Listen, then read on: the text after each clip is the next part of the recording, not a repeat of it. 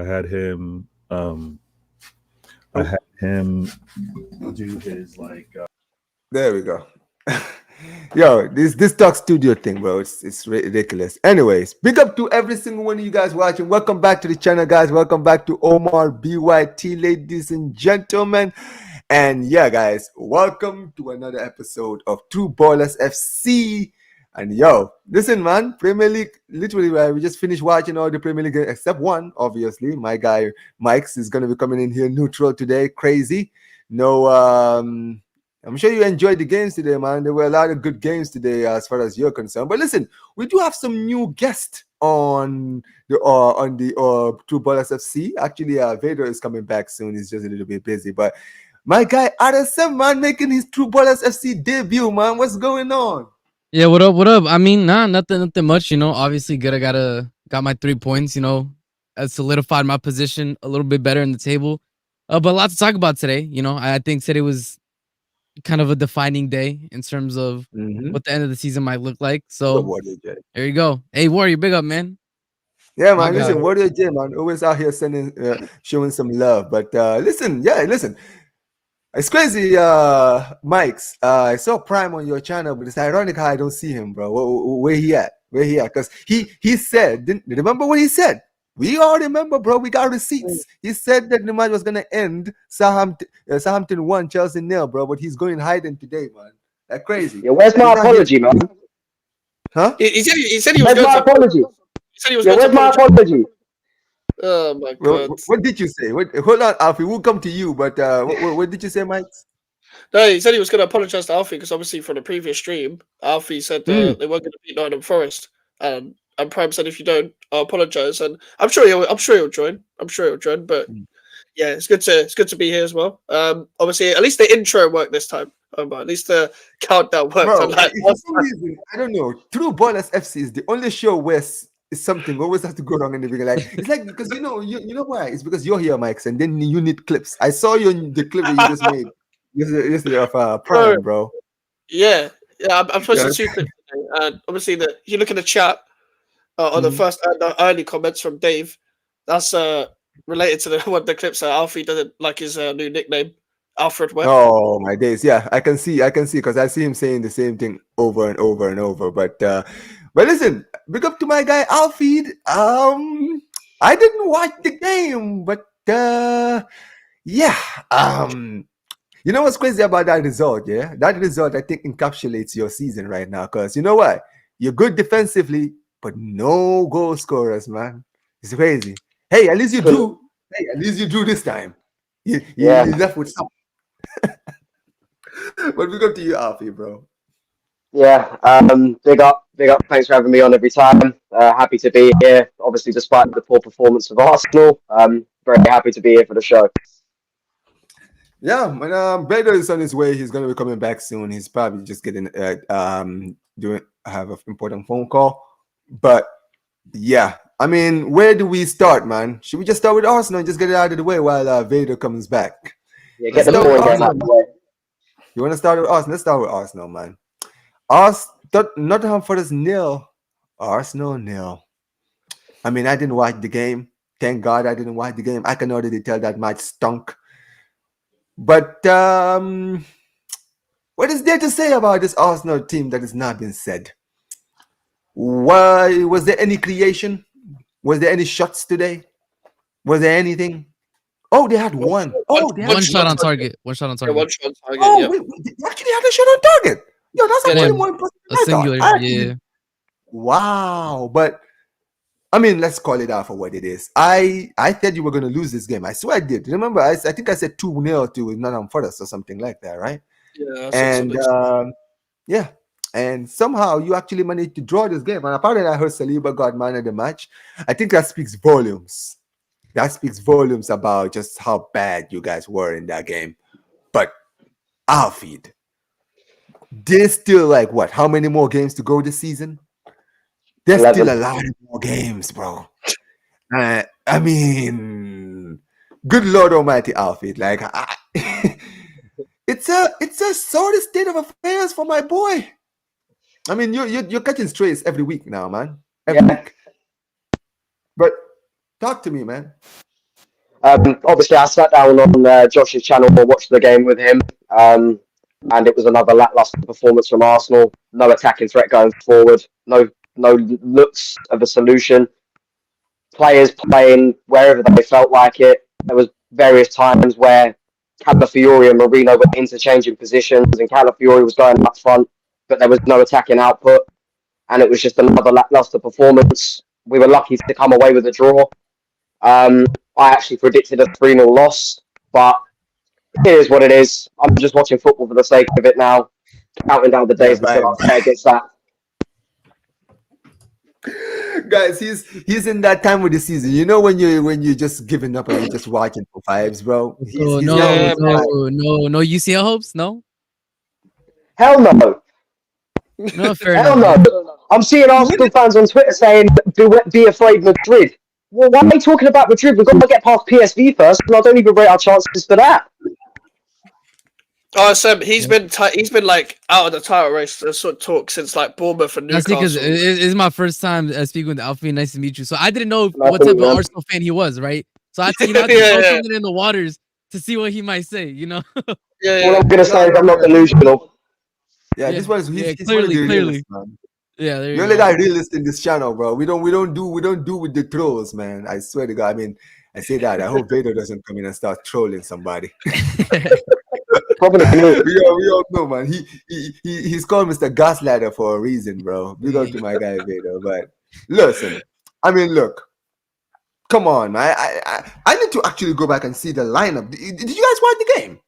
Yeah, I watched it. Yeah, I was watching it I had it on the second monitor, but like not much was ever happening. The Man United game, interesting. Bro, they had Moreno as a striker again. Yeah. Yep. He started twice up front, 0 goals.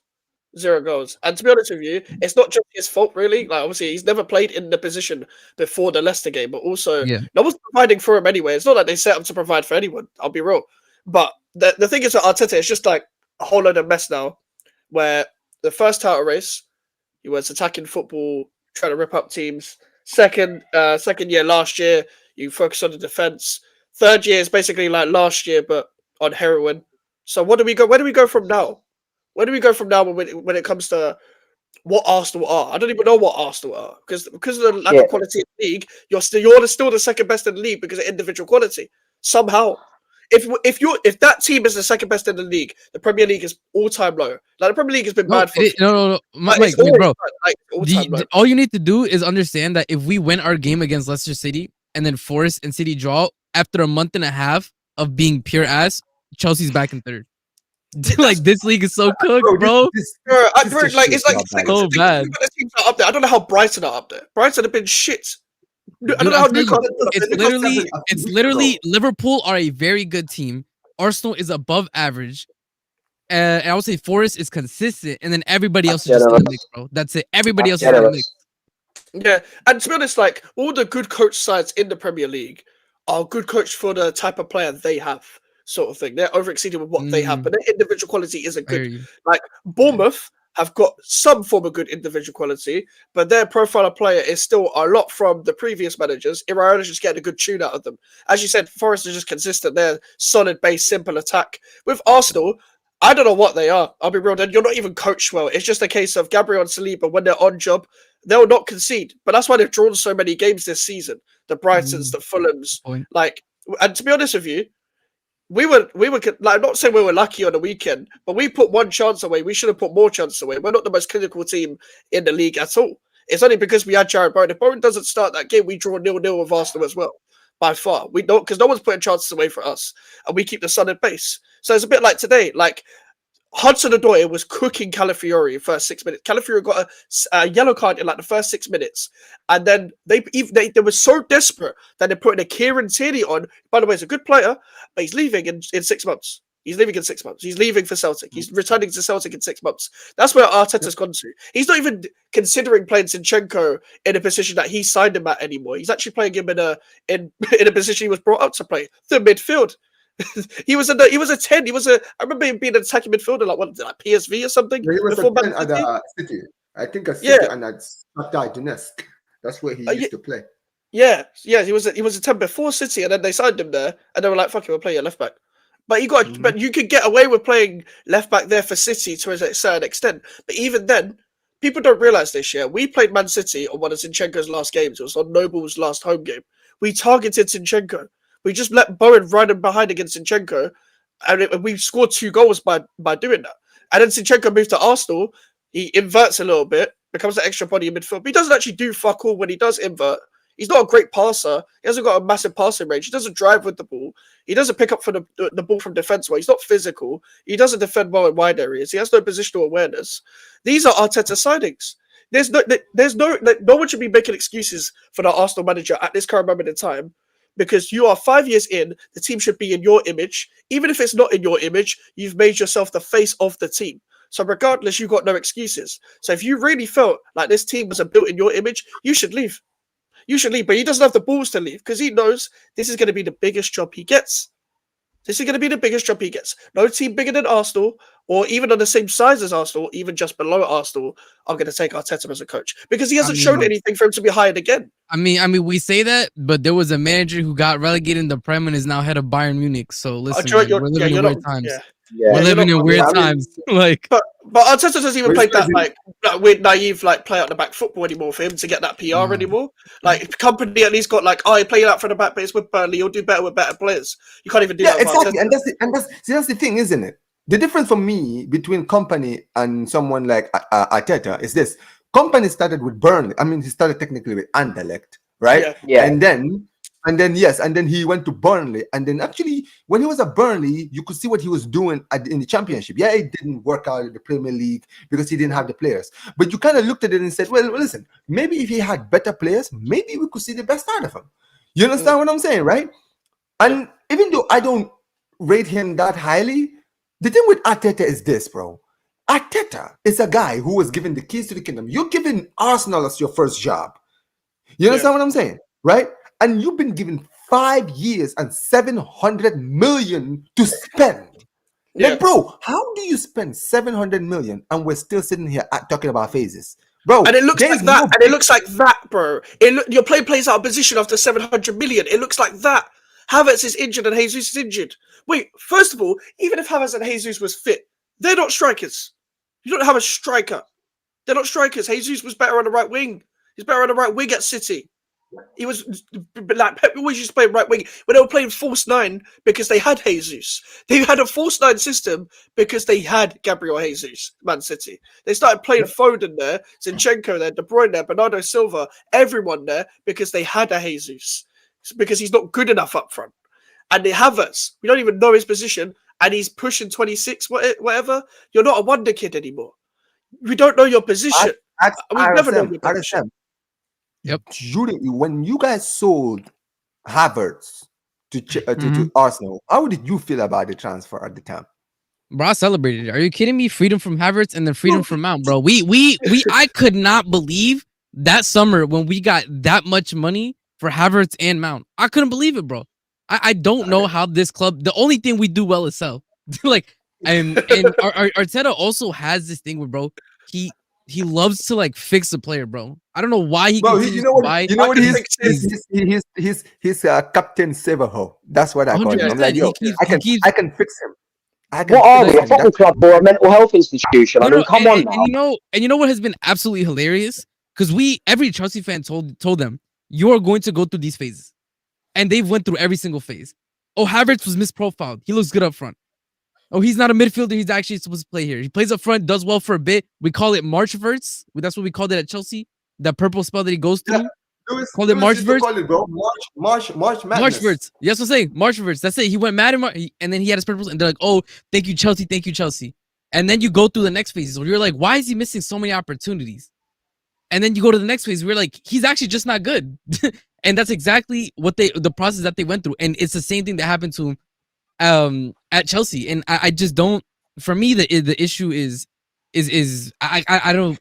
There is no quick solution to this because, as far as I can tell, Arsenal are not going to sack Arteta. They're not. They are just absolutely not. Until the majority of the fan base are unhappy with him, the team is selling well. They're selling merch. The team is growing in terms of visibility. And that's really what they care about. Let's be honest. Because if they cared about winning, they would not be letting, for example, and Alfie can correct me if I'm wrong, but I think from the reports that I read is that Arteta is going to be having a hand at least in selecting who comes in as the next big sporting director, right? You don't Yeah. there you go. So you don't give a manager that type of leeway unless you're planning, bro, for the next 5 to 10 years, because so basically then the sporting directors that's selected is going to be under Arteta.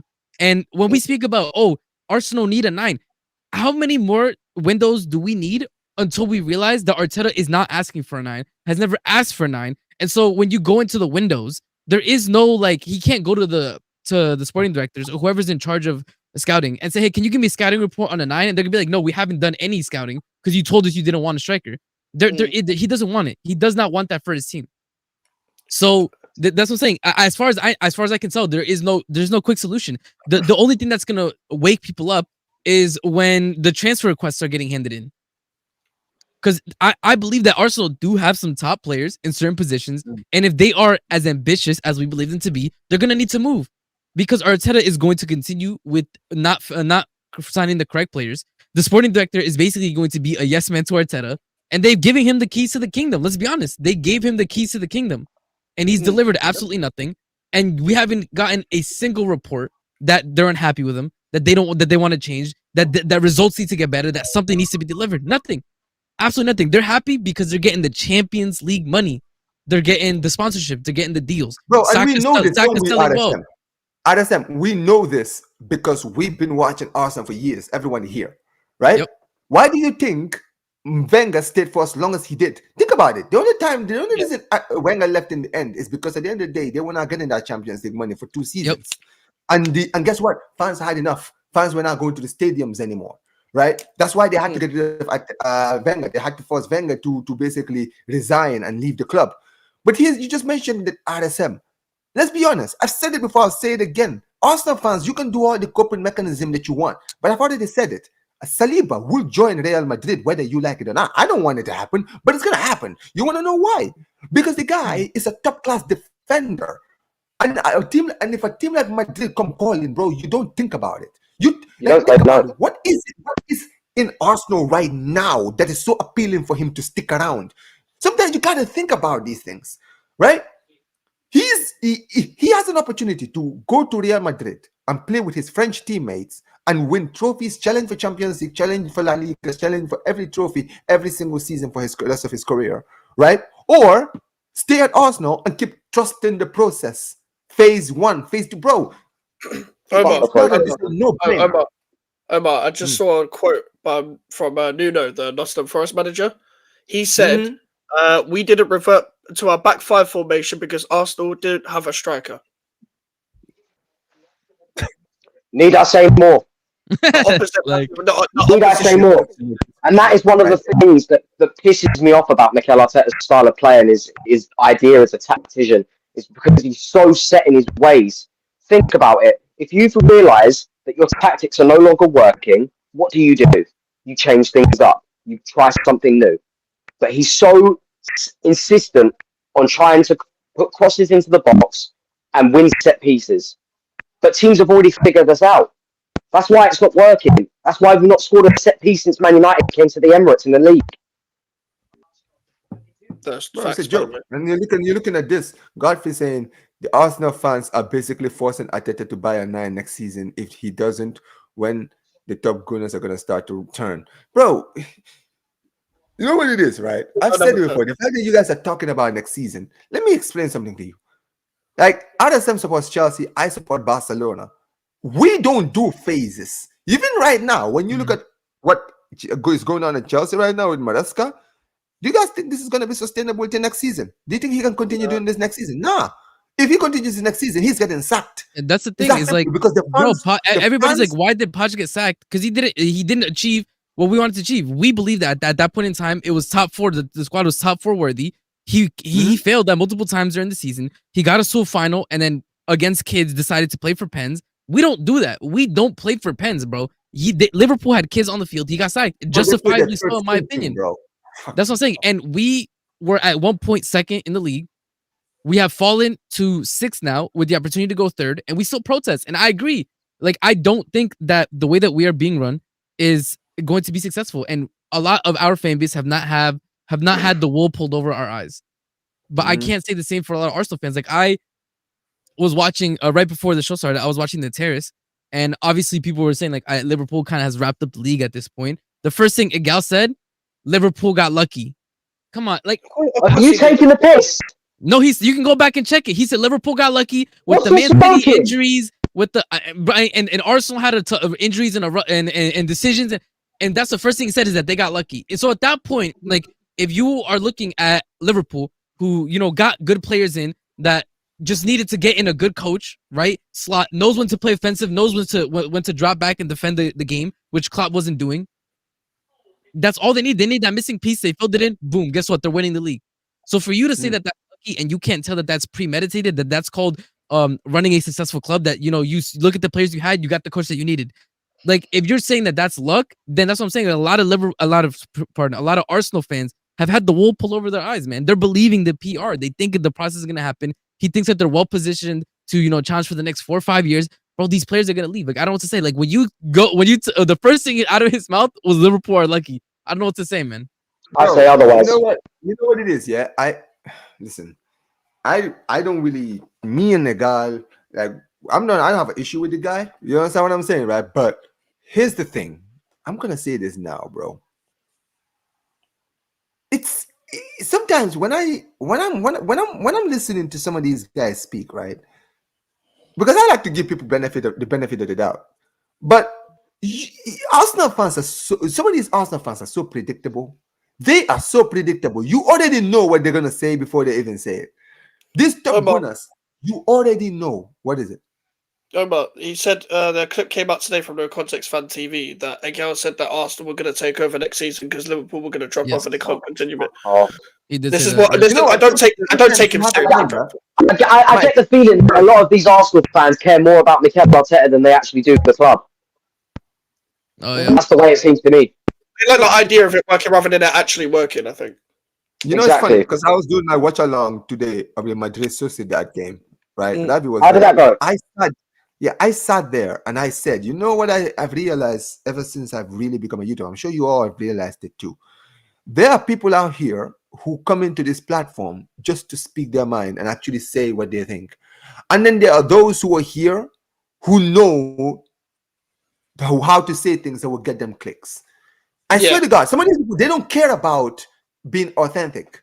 For them, all that matters is just getting, how do I call it, attention, right? On social media, right? Just any attention any PR is good PR to them, right? So you can clown them, you can clip them, you can do everything they want. Guess what, bro? When people see someone like a guy and they clip him up, guess what? People are gonna want to know, who is that guy? You understand what I'm saying? They're gonna want to know who is that guy, and you know what they're gonna do and then guess what? They're gonna search him on YouTube, and if they find who he is, subscribe to him just to go and see what he's gonna say. Yeah. Do you understand what I'm saying?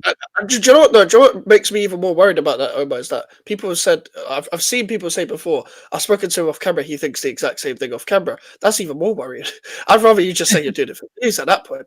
Because like there's no way you believe that stuff. And this is the thing, that Arsenal fans are the only ones where like, like the delusional Twitter ones, we all have them. Like every single fan base has the delusional Twitter guys because it's Twitter and social media in general, whether it's TikTok, YouTube, Instagram, or whatever. Arsenal fans, obviously excluding Alfie, of course, and a few ones that we know personally, like there's a lot of them online are the same in real life. But then one of the few fan bases that are the exact same. You'll find Twitter Arsenal fans in real life. You'll speak to them.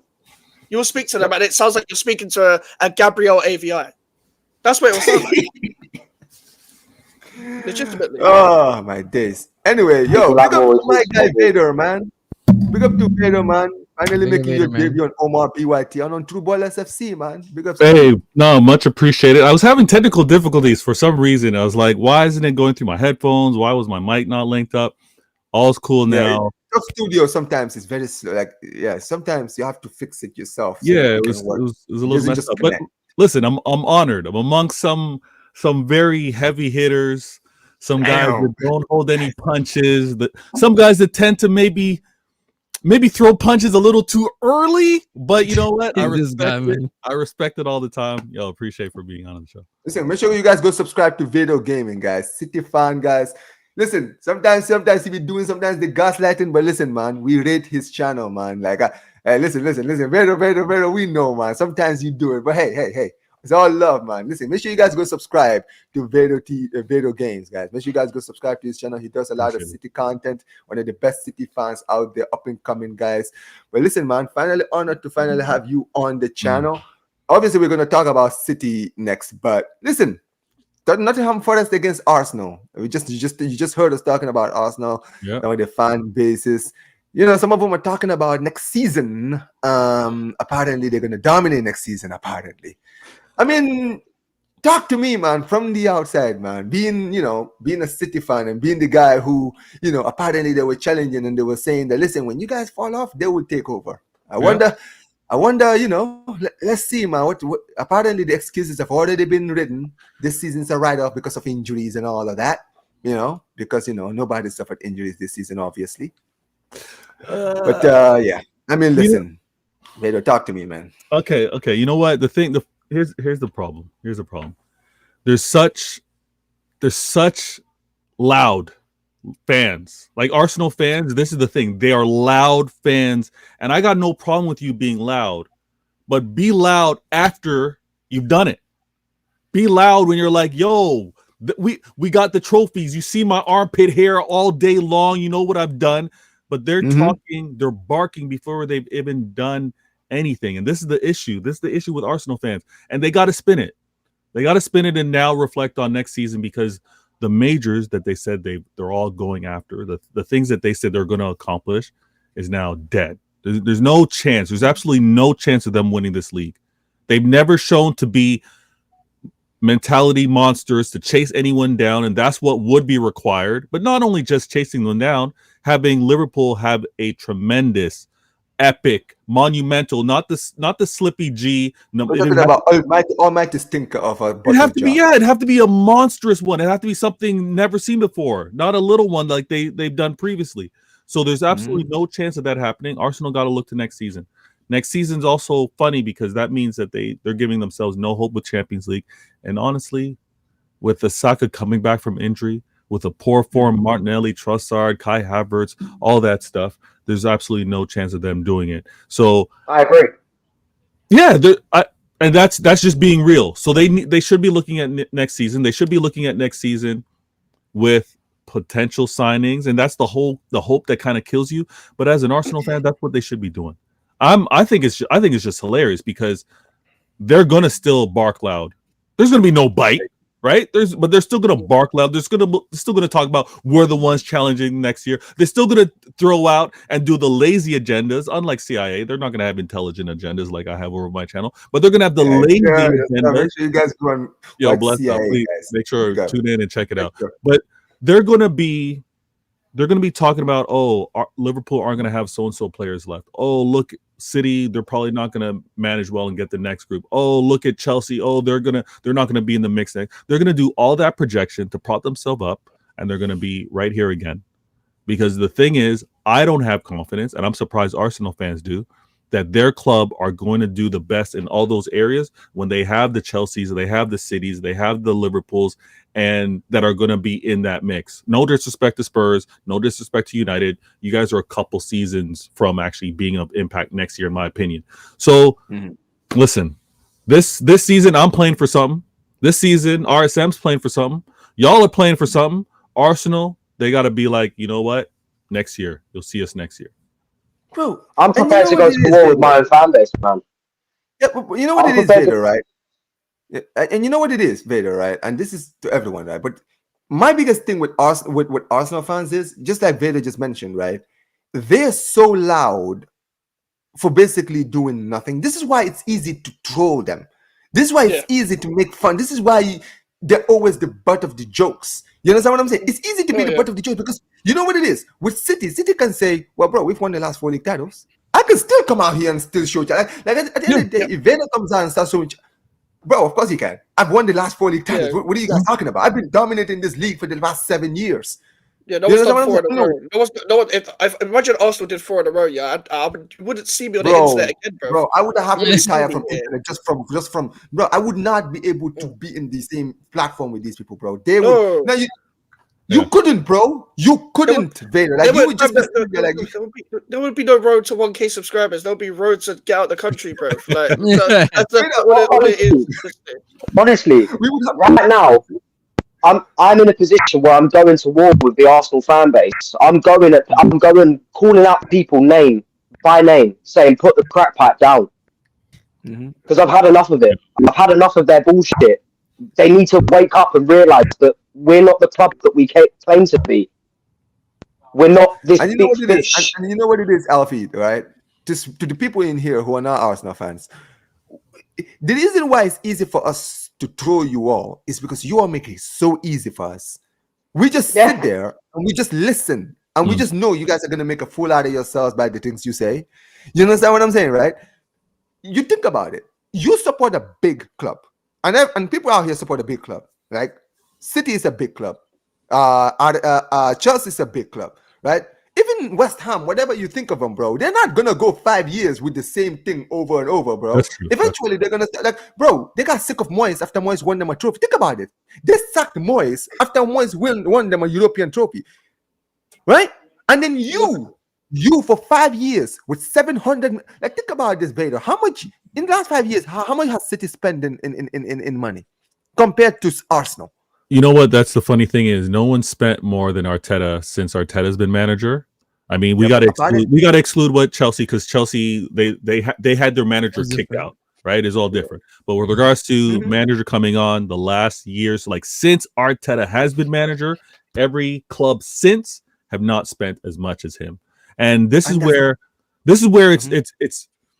it's unforgivable. And sometimes, again, you mentioned this, Omar. I think I get wrongly labeled as a gaslighter. RSM is one of the ones that's always on the propaganda. I hear it all the time. But when I stepped back and I was like, you know what? I don't crash it on Arteta crazy. After winning nothing, yes. But when it comes down to the league, I don't crash it on him heavily, because he lost to a treble winning team. He lost to a team that had that momentum and then won a 4-peat. Yeah, you could talk about how they crumbled, how they were leading 93% of the season, and all that. All that's fair, but I don't crash it on him with regards to the league, because of Pep and the Manchester City team that I was able to enjoy. But with regards to everything else, Europa, FA, League Cup, there's no excuses. So when fans like Alfie and want to point out, like, I question whether this guy's good enough, it's because of all those other things, right? So, hey, if those that are going back, those are going to go to bat for him. 1 second, Vader, before you continue. Prime, I don't see you backstage, bro. Can you get out and come back in? Because I can't see you backstage. DM me telling me to tell you this backstage. No, I'm being serious. I can't see you backstage. It's honestly painful for me to sit there. It's honestly painful for me to sit there and listen to the delusional Arsenal fans that seem to think we're going to win everything. We haven't won the League Cup since 1993. We've been with this manager for 5 years and have not won a trophy since his first season. We're expecting results, and you've got all of these fans out here that seem to think, oh yeah, top 4 is enough, second place is enough. You can keep your Mickey Mouse Cup. I want to win trophies. I want my club to be successful. I don't care about this phase bullshit. If you're not good enough to manage my club, then leave. It's a joke, man. It's really a joke. Like, and in the time that the issue is, like, in the time that Arteta has been there, West Ham can now go to Arsenal and sing Champions of Europe, and you guys have no response. Like, at some point, something needs to change. How does that not upset the Arsenal fan base? I will never understand. It makes my blood boil. Second again, ole ole. Yes, Max, we get it. We get it. And you know what's funny? Mike. I think aren't they like the first team to do like second place 3 years in a row? Oh, you definitely. Apparently, I heard they're like the first team to do that. Like, the best, second place 3 seasons in a row. They're like the side chick who just gets raw dogged every year, bro. No. This is always the bridesmaid. Yeah, it's crazy. Pretty much. They really are the first Premier League side to 3P a second place. Listen, there you go. I like how you phrase that. That's the nasty way of phrasing it. Let me speak. Listen, Arsenal, Arsenal. La Asna. Arsenal football. I'll be real. Yeah. I still don't get why you guys are angry because Arsenal fans. Oh, we're not angry, bro. We Don't, just no, Omar, don't interrupt. Let me cook. Let him cook. Don't interrupt Stephanie's cooking. I don't get why Arsenal fans are angry. For you guys, you don't care about the destination. It's about your journey. It's about how it makes you feel. You guys love Arteta. He makes you feel don't. Yeah, but Alfie, you don't. You're not a top gooner, bro. You don't count. You guys. No, I'm a realist. That's what I am. No. You're not a real Arsenal fan. You're not a top gooner. What do you mean I'm not a real Arsenal fan? What are you talking about, bro? I'm talking to real Arsenal stop. People aren't used to these jokes, bro. It's like no, it's because it's a joke within Chelsea, bro. Like if you don't like, you're not proper Chelsea, etc. He's trying to do that. You're proper Chelsea. You're not a Chelsea man. Yeah, you're not proper Chelsea. Rudy Jennings was the guy who brought that phrase, man. The positive Arsenal fans, right? You guys that back this, it's about the process, right? It's about the journey. It's about City. Apparently I'm being told they'll get caught with their charges. Liverpool, once Salah, Van Dijk, and Trent go, you'll storm the league next year. So why are you angry now? Relax. That's what I get. That's what I'm told. That's what I'm told, bro. So I'm only telling you what I've been told. So relax. Don't shoot me. You know what's funny? You know what's funny, you guys, right? No, hold on. Let me about this for 1 second. Prime, hold on. Right. You guys say trophies don't matter. They're not that important. What? They're not that. Arsenal fans have said trophies don't matter, bro. Igal once again he said that. Igal said that. No way. Bro. No, so yeah, I literally Igal on some stream I think like a day or 2 days ago said trophies don't matter. There's other things like trophies aren't the end all be all. He said trophies are not the end all be all. No, but again, it's not them. No, but again, you have to remember it's not just Igal that believes this. A lot of Arsenal fans believe that. That's why a representation of a lot of them. That is why they still back Arteta because they still believe in this journey. Hold on, Alfie. I've said this before on stream on this show that I was sat there for the 2018 League Cup final. I went to the game and when Man City beat us 3-0. And I was sat there as Man City were lifting the trophy, and I heard a couple of Arsenal fans behind me say, "Don't worry, it's only the League Cup." I wanted to turn around and hit them. I wanted to turn around and punch them up. Mindset, guys. Because it pisses me off. This is the mindset. Here's the thing, right? You know, it's funny, Vader, how they're saying, "Oh yeah, if City get caught with the 115 charges, right? If Salah and Trent and Van Dijk leave. It's crazy how they need other teams to struggle so that they can win because they know that as long as everybody is good, they have no chance of winning it. Dude, that is a loser mindset. At the end of the day, when it comes to a club like Chelsea want to be good enough so that they can beat City at their best, so they can beat Liverpool at their best. You understand what I'm saying? Yeah. City next season are going to rebuild. Why? Because they want to build a team that can beat the Liverpools next season. So they can beat the Chelseas next season. That's how you build a team. You don't talk about other teams flopping so that your team can do well, but that's a loser way of thinking. I've always said this, man. But it's a joke. I mean, listen, Arsenal are Arsenal. Things will never change. And unfortunately, the real Arsenal fans are always going to be out here fuming. Shout out to my guy Northside, man. Ooh, I really do feel bad for you guys because those are the guys that always have to deal with this and this, bro. Omar, I gotta ask you. Omar, let me ask you this. And again, I'm no longer in Champions League, so I haven't been paying attention anymore. What are the chances of a possible run-in with Arsenal? Are you guys on the same side? In the final. The only way you could face them is if the final. Oh, so it's not happening, pretty much. All right. Yeah. So basically, they have to play They play PSV, obviously, and then guess what? Madrid or Arsenal will need to get through. Yeah, most likely Madrid. And the best part is in the semifinals, they'll probably have to play Liverpool or PSG. So yeah, they don't have an easier route to the final. But they're on the hard side. They're on the hard side. We're not making the final. We're not making the final. But you know what's ironic? But you know what's here's the thing, right? Here's the thing, right? Let me just say, as much as that's a difficult run, and we say Arsenal don't have heritage, at the end of the day, you have to earn your heritage. City, Vader, you had to earn your heritage. Yeah. We had to, bro. We earned ours the hard way. We had to beat the best Barca side we've ever seen and the best Bayern side we've ever seen. We beat your team. In their home ground. In their home ground. Let's never forget that. Hey, Arsenal, if you want to win this Champions League, go face one of the greatest Real Madrid sides we've seen. Go beat it. Earn your heritage. Earn it. Facts. Listen, I've said it before. When it comes to European competition, I've said it. Arsenal, you guys are not him. Don't ever try to think of yourselves as one of the big boys. Like you're not in the big. Like you have the big boys in England. Don't get it twisted. You are, and you're a big club. Yes, you are. I acknowledge that. But to be taken serious in European competition, you actually have to win the thing. You want to know why? For years, City, despite the fact that they had great teams, dominating teams, no one in Europe respected them until they won the thing. Why? Because it's about winning it. It's not about reaching the semifinals every single year and losing. You understand what I'm saying, right? And that's what you guys were doing for years. But when you got the win, everyone was like, okay, yeah, this City team is actually a joke. Listen, like, RSM had to remind me. I lost the final to Chelsea. Him and Prime, I lost the final. My manager, well, you want to say he overthought it, decided to play no CDM. Shout out Conte, man. So he did it. Conte had a phenomenal Champions League run, right? Yeah. And it's one of those where it's like, you know what? If we could all have one of those type players, we're running away with it. But I also recognize. Hey, you forget. Sorry, Vader. That Torreira is better than Kante. That's what Arsenal fans told me. What? You're gonna send me off a different. Arsenal fans that say it's a black Torreira.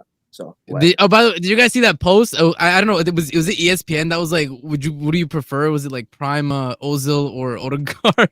Oh no way! I know which one I prefer. Crazy. Crazy. I remember that post. I'll take today's Ozil. I'll take the roided up Ozil. No, literally said it, bro. He said, I'll take Ozil now. He said, I'll take Ozil now, bro. Now Ozil would probably do a better job. But listen, guys, I do want to move on to next big game that happened today. Funny enough, this was actually the big one. Tottenham 0, City 2. Listen, it's funny because Prime, I still remember my prediction. Yeah, they took away it wasn't City 2, it was City 1. I forgot. It was goal. 1-0. They ruled out the second goal. But yeah, it's funny because I swear, Mike, I predicted City to win that game, even though we were saying that City have not. Yeah, because I said it could go either way. Something tells me that we both said that. We both said it would go either way, didn't it? I said City would win as well. I think you predicted a Spurs draw. Or Spurs. No. I swear I said 2. I think I said 2-0 City or 3-1 City. I swear that's what I said.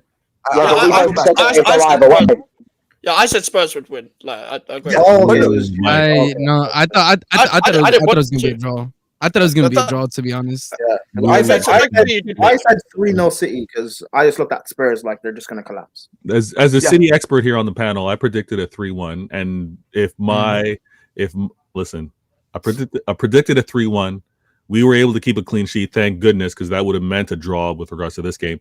But it could have easily been 3-0, 4-0 with how my man Doku was cooking today. This is again, whether it's confidence that he's gained after cooking Trent, arguably a world-class right back, but he took that same type of record dribble pass that he did against Trent and took it into this game, and he was laying them on a plate for Haaland. If Haaland just a couple inches here to the left, to the right, he would have scored. It would have been easily a hat trick for him today. And Doku's doing his thing. I think what Pep and what the club are trying to do, and in all fairness, and Spurs, they make it possible because they do play high up the pitch. They do play a high line. So us trying to be direct made a lot of sense. It's where we're going to need to get to, because teams know, okay, let me just slow you down a little bit, allow my defense to get organized, and then we're going to low block you and see whether you're going to break it down. We can't break those down consistently, and honestly, not many clubs can. This is where I take a step back and I'm like, credit to what I see at your clubs as well. When you take those chances to play direct. We got a little too comfortable. We got a little too comfortable knowing we got Haaland in the middle. We're going to break you down. KDB's firing, which he hasn't been, or KDB firing in the past, he hasn't been this year. Foden on fire, not so much this year.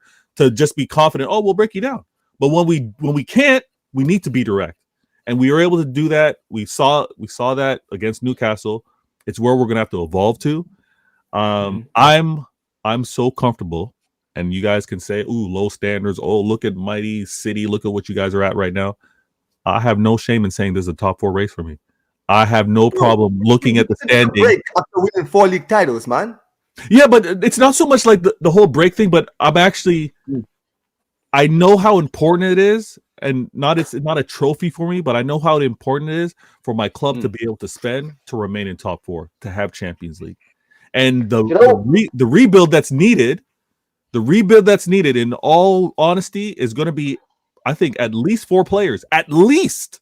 So that's going to be some spending required, and I got to be in top 4 Champions League to do it. Next season, if I'm going to sound like an Arsenal fan, next season, although I'm still playing for FA Cup, next season for me is, hey, we're going to go back to challenging and showing why this is a one-off. Why clubs like a Liverpool in past years, when they fell out of top 4, why they bounced back and played for challenging again. That's where I'm going to be at. So I got no shame in it. I'm looking at everybody: Chelsea, Fulham, Aston Villa, Newcastle, Forest, maybe Arsenal if Arsenal keep playing like this. But it's going to Bournemouth. Do you know what, Vader? Do you know what, Vader?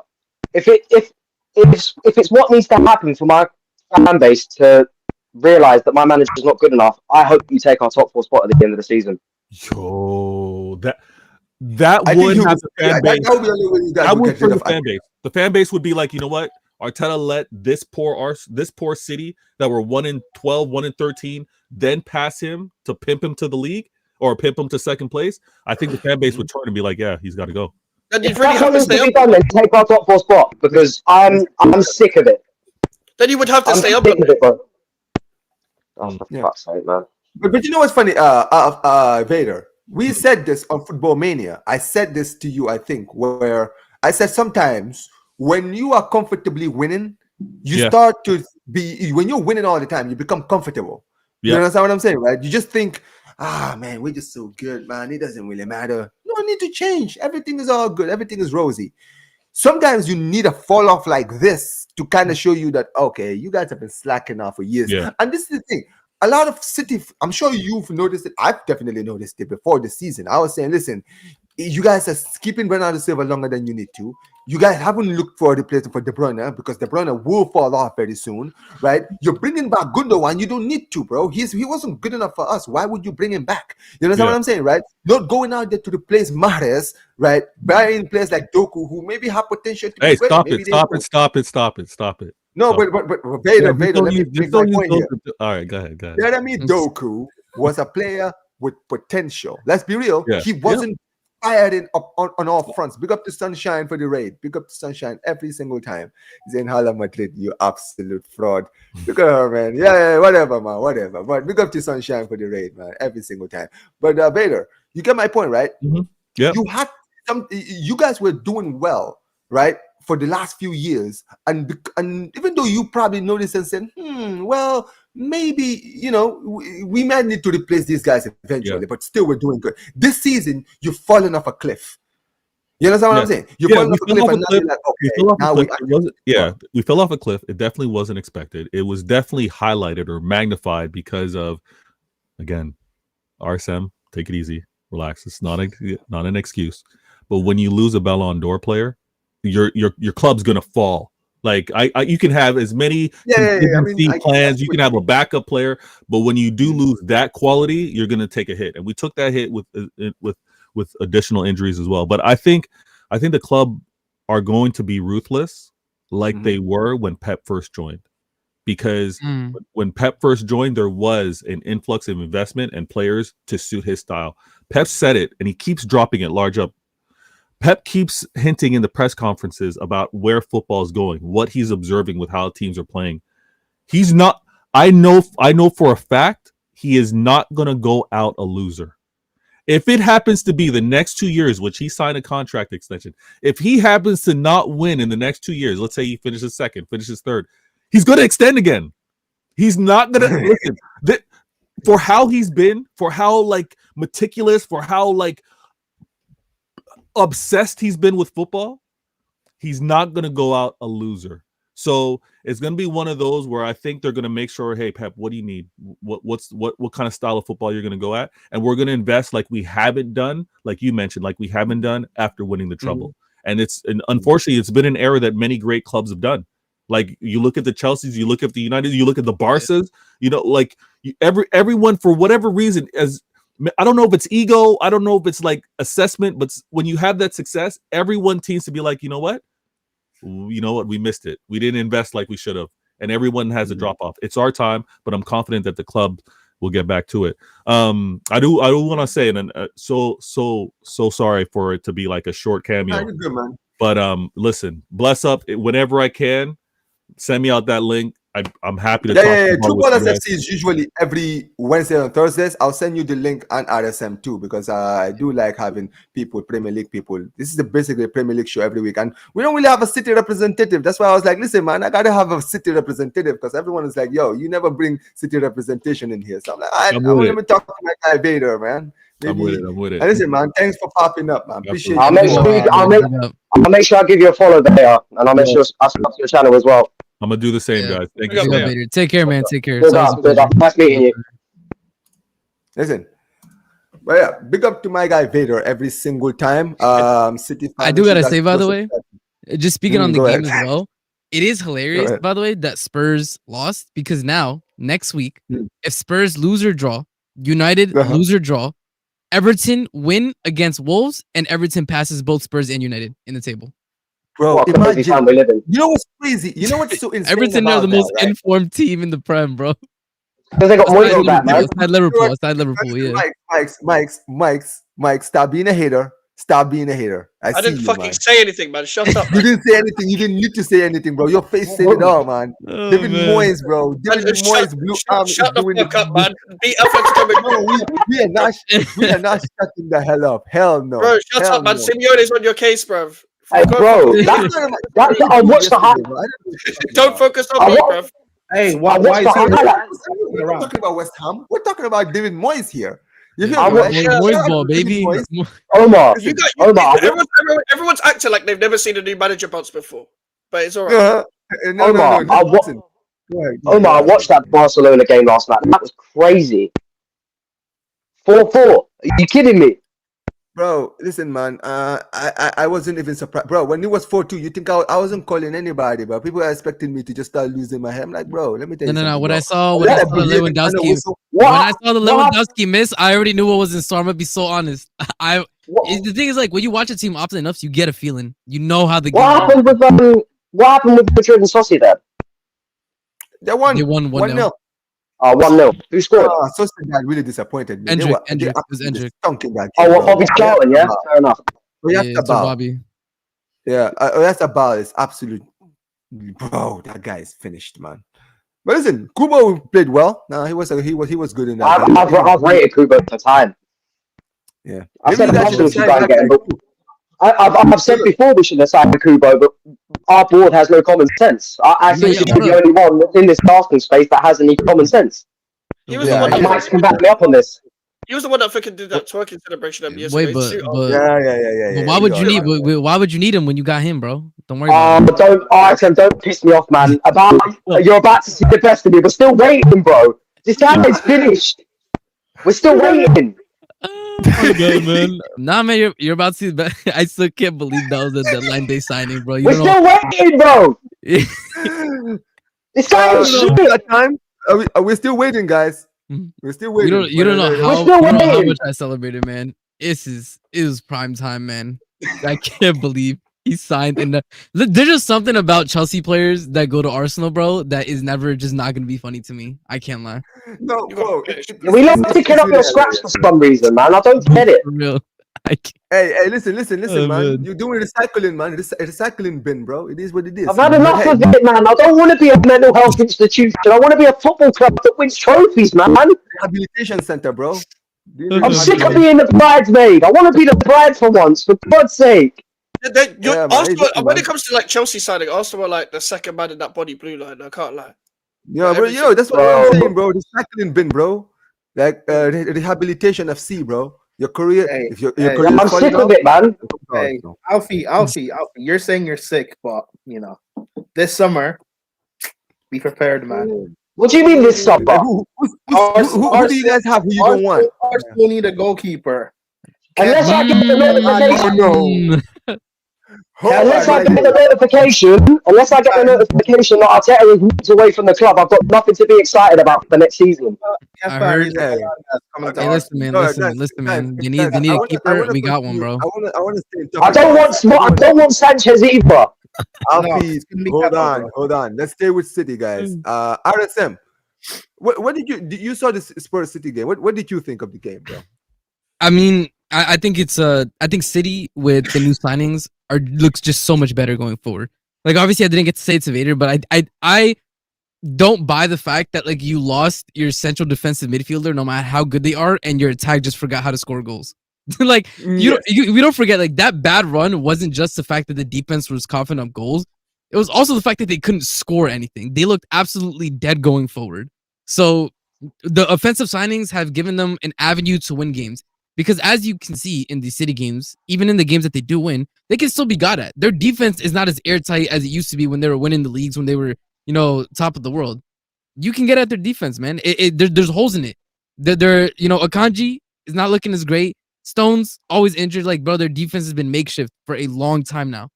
And this season is the first season where you can really, if you want to, you can run at them. And you have a chance to score. The issue with Spurs is the same thing, man. It's like, they just don't have the quality. They're just not a very good quality squad. And when it comes down to it at the end of the day, a lot of games this season is specifically as well in the Prem, with how poor the Prem has been, it's decided by your number 9.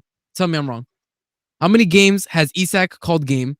Chris Wood called game? Let's be honest. If you have an out-and-out 9, you're more than likely picking up straight wins. Even us in our good run, in our good run, it was because Jackson was scoring. Once at least every 2 games. As soon as he stopped, we stopped getting the results. This season more so than RSM, Jackson was scoring the opening goal, or he scored in the first couple minutes. Yeah, in the first couple minutes at the start beginning of the season. Once you lose that, a team who doesn't have that now 9, you struggle, man. You see the draws, you see them struggle. Bro, in this game, bro, Holland. I've been seeing it, bro. This is why we went off on Arsenal not going out to buy a center striker, because a striker is everything. It's crazy.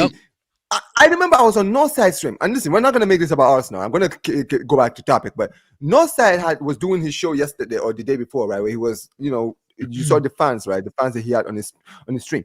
You saw this fan saying, "We don't need a striker, we need a goal scorer."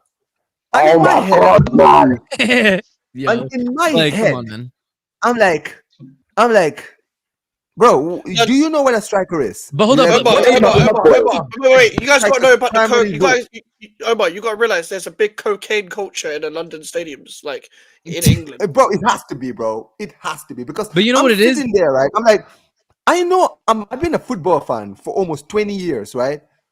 I am perfectly sure that a striker's first job in the team is to score goals. Am I? Like, am I living in an alternate universe where striker's role is now to score goals? Like, I don't understand, bro. No, it's about the link up play, bro. It's about they bring the team into the play, I get what the guy is saying. He worded it poorly because, again, like Mike said, most of you London match going fans do coke. But what he's trying to say is Arsenal, they need another forward that scores goals, not necessarily just a striker.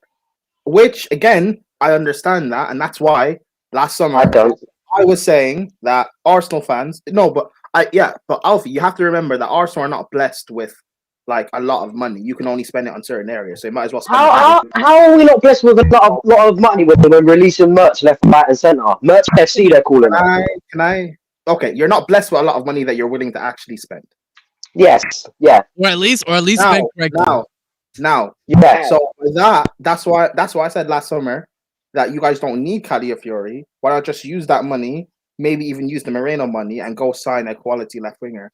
I was saying last summer, go sign Ademola Lookman. At the time, it would have been quite cheap to get, but Arsenal fans told Raheem Sterling's better. So you guys enable this bullshit that your board and Arteta puts you through. That's why I don't. That's why I keep saying Arteta's not the problem. It's your fans. You enable this. Yeah.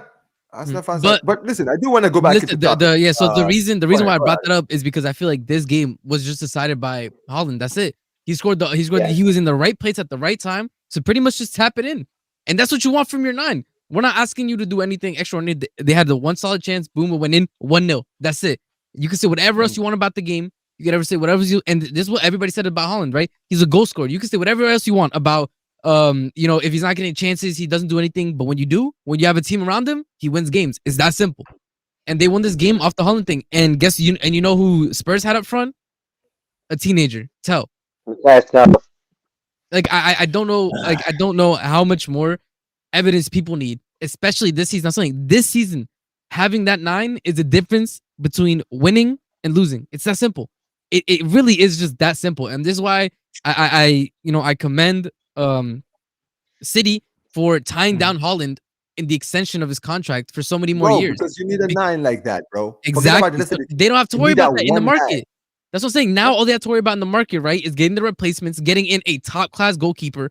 And that's what I said about Chelsea as well. The 2 areas of the pitch you can't compromise on is keeper and striker. That's it. You can't compromise on those 2 positions. You need best in class. You need best in class. And they already got Haaland tied down. So now all they have to do is, they have to get a keeper top in class. And at that point, just build a team around that. And that's good enough to literally win. Again, this season, and you look at the races that we used to have in the Prem back in the 2000s and the 2010s compared to now, like, bro, it's Liverpool and that was it this season. And so many seasons, it's pretty much just been City and one other person. It's not been 3 or 4. Yep. Facts. Yeah, and you know what's crazy? I feel like this summer, bro, so many teams need a new keeper. I mean, Chelsea need a new keeper. United, I think, need a new keeper. City need a new keeper. We need a new keeper, bro. Everybody needs a new keeper these days. Like, bro, I think we need a new keeper as well. Pandemic of terrible keepers right now in teams right now. It's a joke.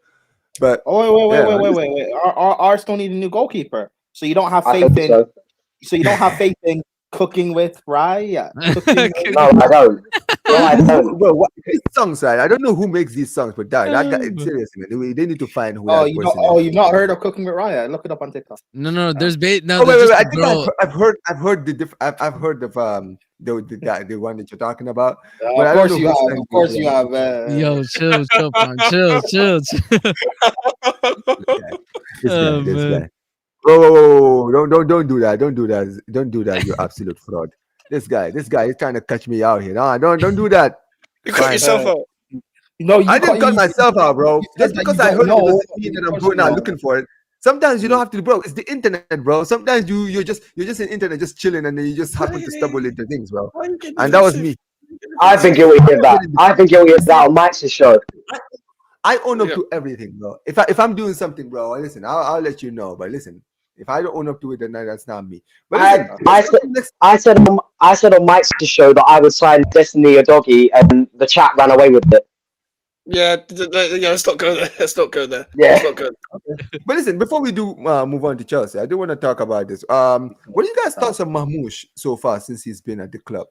I think for me with Marmoush, like, I think it's one of them players that City needed, to be honest, with just his type of player in terms of on the ball and off the ball. I just think it gives them a whole new dynamic of another player that can run in behind, that can just separate, just Haaland running behind and the heavy reliance on him. And I feel like I know that was what Julian Alvarez was meant to be. I wasn't actually the biggest advocate of Julian Alvarez at the time when I was just watching him in the league, but I think Marmoush is almost like a little bit of an upgrade in that position from what I've seen so far. I feel like for me as well, it gives your wingers a lot more freedom to do what they want when you've got that connector there, when you've got that someone that's helping the striker, because he always plays that second striker role that we don't really see much in football anymore. But if him and Haaland could develop some form of relationship on the pitch, I feel like they're going to get more goals, like not just with Haaland, but just around the team. And Marmoush will help. Marmoush will help with that if he can contribute as well. I feel like it takes usually a little bit of time for City players to connect with Pep style, but so far so good so far. Like it's nothing to get too carried away about. But I feel like he's going to have a really good full season next season. It gives him a whole new dynamic to work with in attack. No, for sure. But Prime, what did you think of the Spurs City game today, man? Personally, for you. I didn't watch it. No one cares about Spurs. This guy. All right, we'll move on then. Alfield, what about you? Did you watch the game? I managed to catch the highlights of the Spurs game because obviously I was preoccupied watching the Arsenal game on Josh's channel. Shout out to True Gooner every time. But I thought Manchester City, they conducted themselves really well, managed to put their striker in the right areas, put the ball in the right place, Doku absolutely cooking down that left-hand side for them. I think Marmoush has fit into the Manchester City squad really well since he's come into the team. Exactly the type of player and the caliber of player that Pep looks for. And I thought they played really, really well and were deserving of the 3 points. They could have scored a lot more than they did. They created the chances to, but at the end of the day, they came away from Spurs with 3 points. And I'm pretty sure that all the Man City fans out there, Vader and AK in particular, will be very happy with the win. I mean, for sure they will be. They will be. But listen, let's move on to the next team. Chelsea Football Club. Yeah, Clam, where's my apology? Where's my apology? Oh, calm down, bro. Let me finish my sentence, man. Sorry, my bad. Where's my apology, Clam? Yeah, man. Listen, Chelsea 4, Southampton 0. You know, a certain fraud in this panel was sitting here saying, "Oh man, you don't know my club. 1-0 to Southampton." I was like, bro, there's no way you guys are losing to Southampton. I don't care what form you're in, bro. You can literally have 10 injuries in your squad. This Southampton team is genuinely right now on course to be the worst Premier League team to ever grace this division. And you somehow said that they were going to lose at home. You were going to lose at home to this team. But now, Maresca might be poor right now, but dude, he can fumble something like this. But yeah, 4 goals, 4 different goal scorers. One of them was Christopher Nkunku, who's been getting a lot of stick, but he actually scored. Yeah, I mean, I know it's against Southampton, so I'm not going to hold too much weight to it. But yeah, Neto, Colwill, and Cucurella with the goals. I mean, Cucurella has been scoring a lot of goals recently, man. I don't know what's going on with this guy, but he's been scoring quite a few recently. I've been watching Chelsea. But yeah, 4-0. I'll start with you, RSM. You need it. Let's be real, man. Yeah, you guys really needed that. I mean, I've been watching your channel. It couldn't have been any other team. It had to be something. Nation, Lewis, bro. It's been demoralizing, bro. Like Maresca has been getting a lot of smoke recently, so this win was needed. It was 100% needed, and I think the game. I think what's frustrating about this game. Like, obviously, I think it's great that we got 3 points, but I think it's frustrating because the game plan, this game was the same as the Villa game. The only difference is that we had people actually score goals. I think the Villa game, we should have won. We completely dominated that game. And it was pretty much Bozo moments that lost us that game. I'm going to be honest with you. I think the way that I put it is that Jorgensen lost us the game, but Cole Palmer is the reason we didn't win. You look at that Villa game, you look at the quality of chances that Cole Palmer had that he missed. It should have been 3-1. It should have been 3-1 before they even got their second. But he missed his opportunities, didn't take them, and we ended up losing. And, Maresca realized that regardless of the result, right, which was disappointing, and it was down to individuals making mistakes, the game plan actually worked. We looked more fluid. We looked dangerous. We were utilizing Neto to the best of his ability in that 9 position. The ball is actually moving.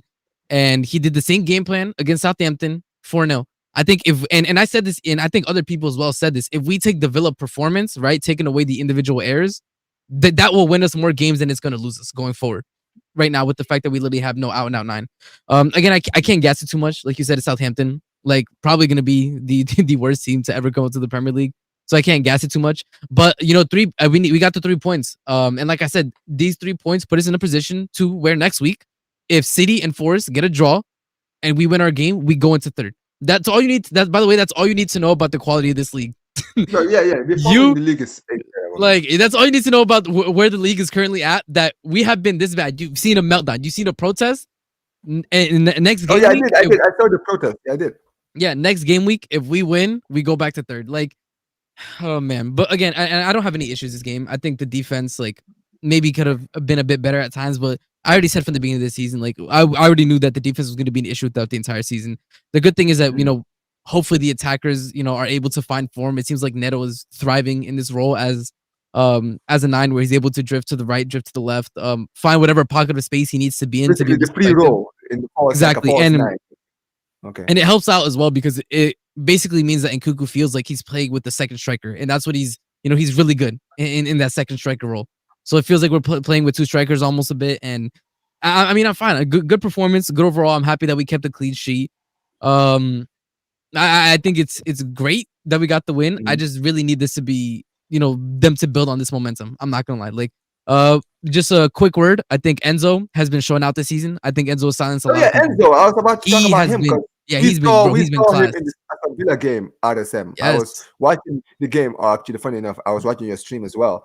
Apparently, he was in a lot of pain, and there was talks that he could have potentially suffered an injury. But he started in the game against He's fine, Southampton, man. So it looks like he's good. He's been good. But yeah. He's been good. And like I think that Enzo this season has kind of shown that obviously with the right system around him, he's been quality. And I mean, he got robbed. He should have had a hat trick of assists. Let's be honest. Like you know, he put in some passes to Palmer. The fact that he didn't score those, I mean, that fail comp is gonna be legendary. I can't lie. But I think Enzo's been great. I mean, I think Enzo's been great even in the poor form that we've been on. I think he's been arguably the best offensive player. But I would say like the glue holding together this team is Caicedo. I think he's been probably the best defensive mid in the Prem, and I think the stats back it up, the eye test back it up. Even in the games where we're losing, he's right now he is this season for sure. Yeah, this season. Obviously, Rodri's out, so I'm saying like with Rodri out and everything, I think he's been the best DM this season. I think our midfield has been the reason why we're even in the position we're at, where one more win puts us in third. I think without Caicedo being consistent, without Enzo showing up at this point in the season, we would be in a worse place. So I think those are the two shining lights I can take at least going forward into these next run of games. Because again, we need to build form. I don't know if you've seen it, Omar, but our run at the end of the season is absolutely diabolical, bro. It's disgusting. You need to look it up. You need to see the run that we have at the end of the season. We need to build form and we need to get points now. It's bad, bro. It's literally bad. I think we literally face off against every team in the top, like the top 6. It's bad. Let me figure it out. Hold on. Let me see. I'm gonna pull it up very soon. Give me a second. Go ahead, Addison. Continue.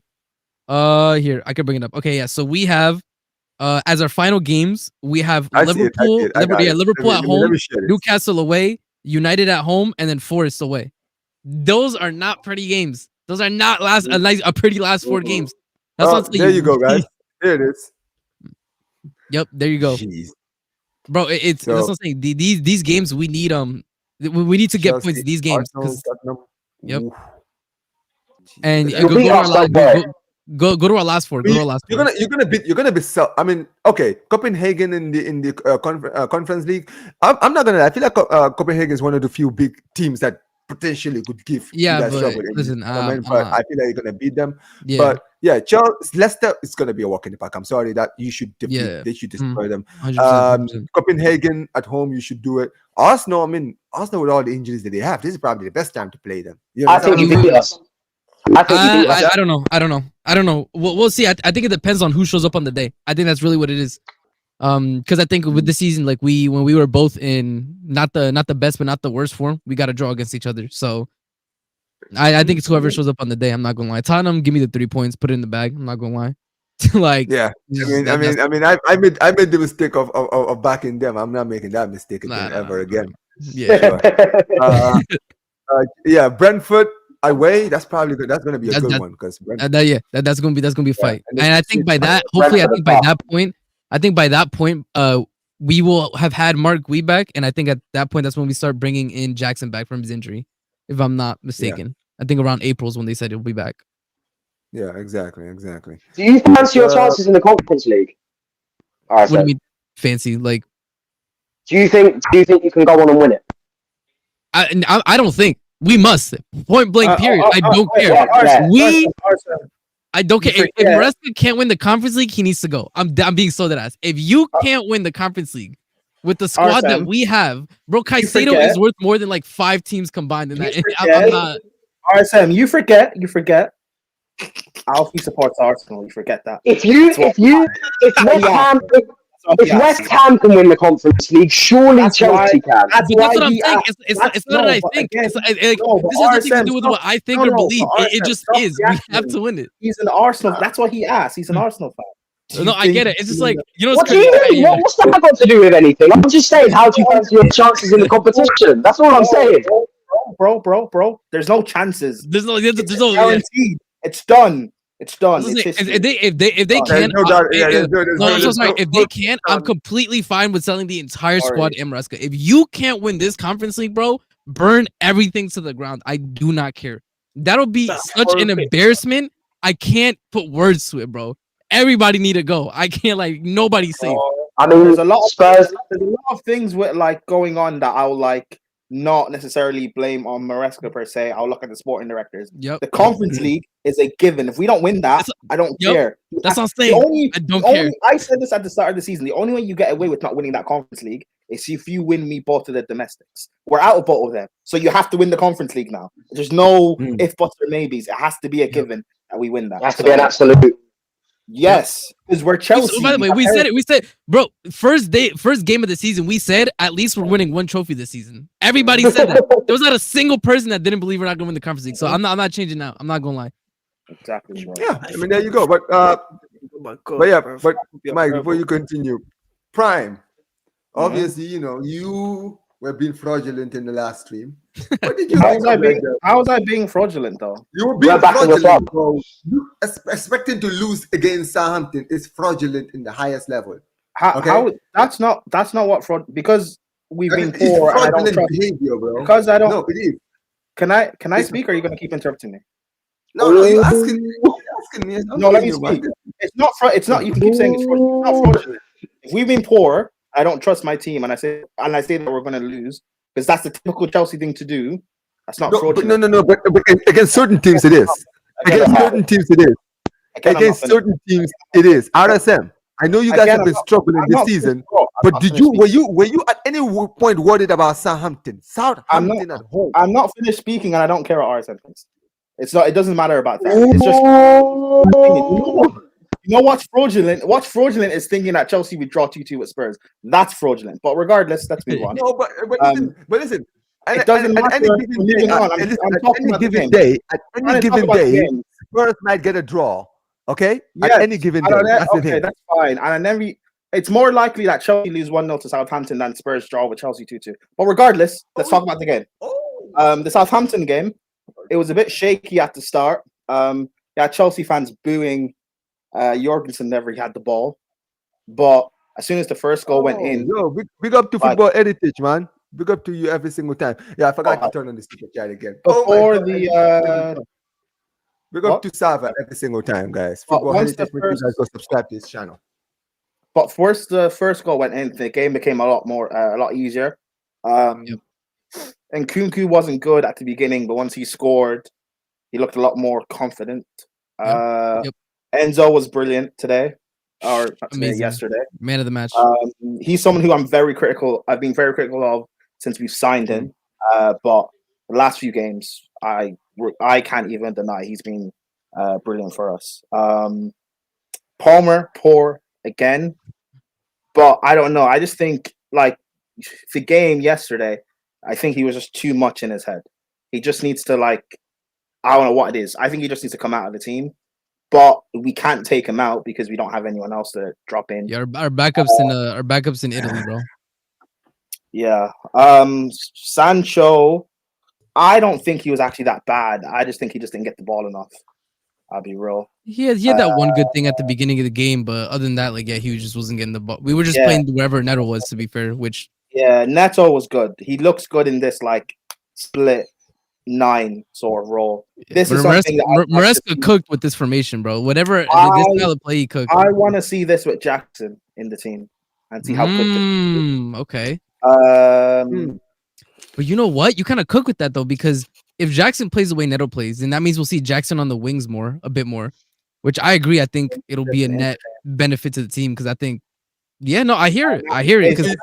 So what you're saying is, Prime, what you're saying is, you want to see Jackson basically playing this role with Neto, because basically what you guys are saying, and you guys are correct to correct me if I'm wrong, but are you saying that you would rather see a rotated attack where basically players can move out wide and then I've been saying that since Liverpool, that I want to see more interchange within our forwards, particularly our wingers. It makes us a lot more unpredictable. And fine, it's only Spurs won preseason. Oh, okay.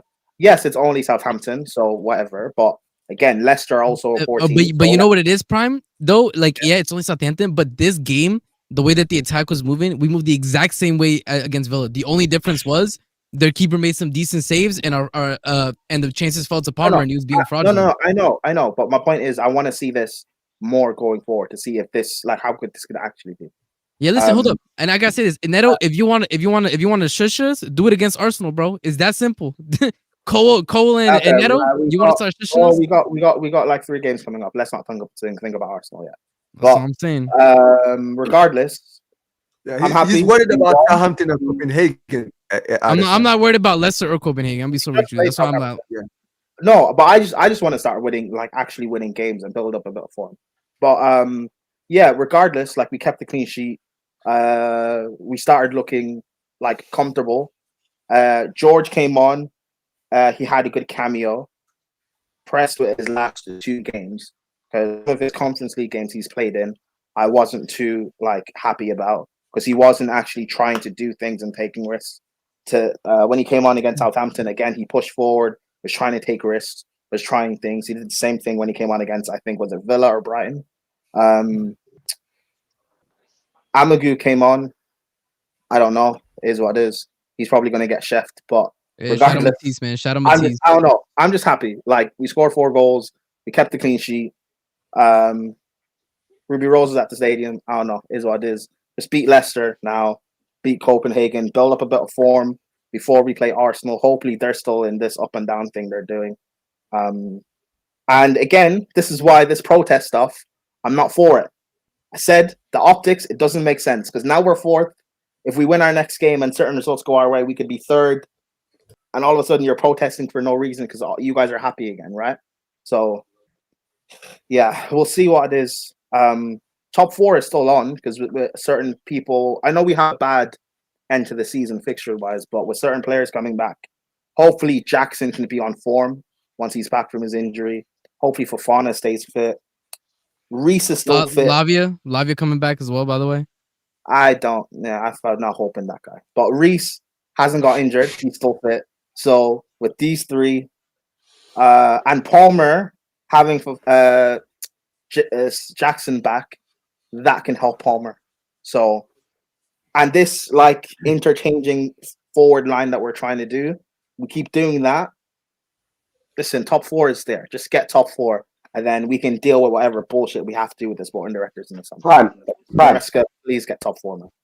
Yeah. Prime. Are you trying to say that Jackson needs or Palmer needs Jackson to play well? Palmer gets a lot of help from Jackson. There's a lot of goals that Palmer gets or opportunities Palmer gets because of Jackson. They are a very good partnership. But I don't think that alone is just the reason why Palmer's poor. I just think he's just in poor form. And it doesn't help that he's being played in that poor form. It's the same with Jackson before he got injured. He was in poor form, and then he had to be played through that poor form because we had no one else. And that's not good for young players. Fair enough. I'm still waiting for my apology, by the way. Oh, yeah, I apologize. There we go. Someone clip that.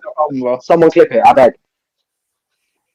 Yeah, There's nothing. I'm sure Max will get I don't, bro. Alfie, I don't have a problem with apologizing. I'm not Omar. I'm not gonna hold this against you. Don't have it, Omar. Don't have it. Look at these 2 again. I apologize, bro. I did.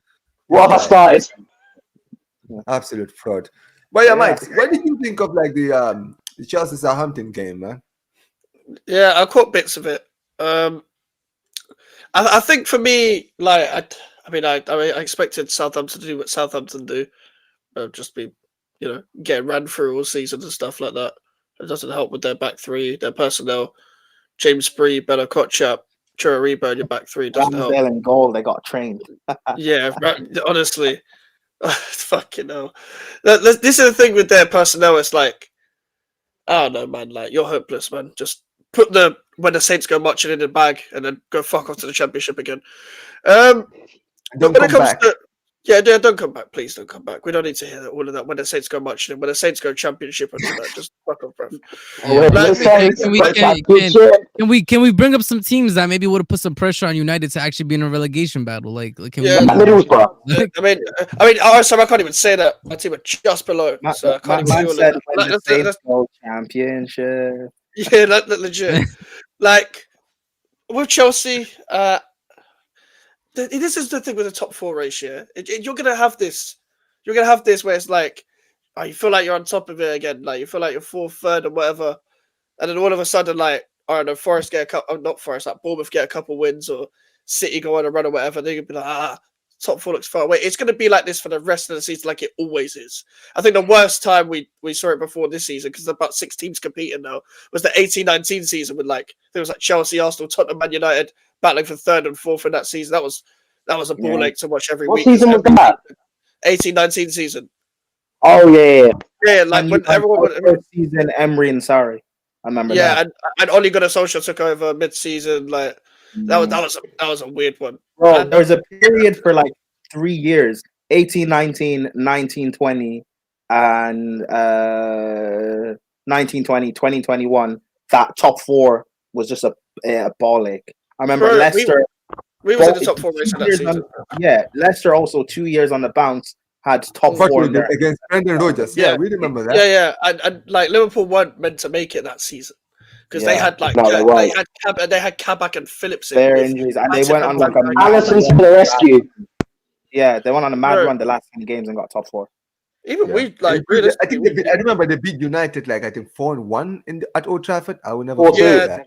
That was when Man United had to play 2 games in like 2 days. Like that was the same game where Mane had a go at Klopp, wasn't it? Where he ignored him or something. Yeah, it was that game. I think that's the one. Man United had to play like Leicester and Liverpool like very close to each other because of the scheduling mess. Because Man United fans run on the pitch in a previous game. Man United Liverpool was meant to be and stuff. But yeah, the top 4 race is always going to be like this. It's going to be like this. Like there's going to be times where Chelsea fans are going to feel like they're on top of the world and all of that stuff. Like back to like closing in on Forest, and then all of a sudden they might fuck up after the Leicester game or stuff. Because I expect them to get over the line against Copenhagen. They'll roll over Leicester like they did Southampton. It's just whether they can do that against Arsenal away. Like, can they put up a fight? Can they comfortably beat Tottenham like they always do, which they probably will as Tottenham? But it depends if they can go on a it depends if they can go on a run and stuff like that as well. But usually with teams in the top 4, they're going on a run won't look pretty. It'll be like a lot of draws and they'll fuck up against the team they're meant to beat. It happens with most teams. I honestly made a video on it like earlier today. I don't know I can't call who's going to make the last 2 places in that top 4 if I'm being real. Like you never know because I think Forest. I think Forest are eventually going to crack as well. Like, got to keep that in mind as well.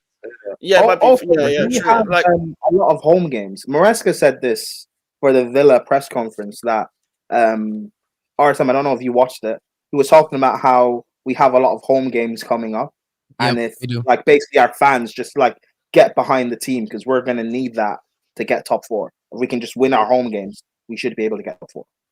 Yeah, that's the thing. Like, Forest are slipping, in my opinion, a little bit in terms of like their general performance. Yeah, they're a bit out of form. Listen, I feel like it's not the general level that they've been rising for a while. Like ever since the Bournemouth game, I know they beat Brighton 7-0, but Brighton kind of gave that to them. They've also had the games where like Newcastle, where they kept conceding and stuff. They don't have that. They have defensive solidity. It's just not the same defensive organization that they had. It's mainly because Ola Aina, Milenkovic, and Murillo have been trying to stick it out without a proper left back to help them as a proper back four, which I've been saying for a few. Did they have that money that guy that they signed? Alex Moreno.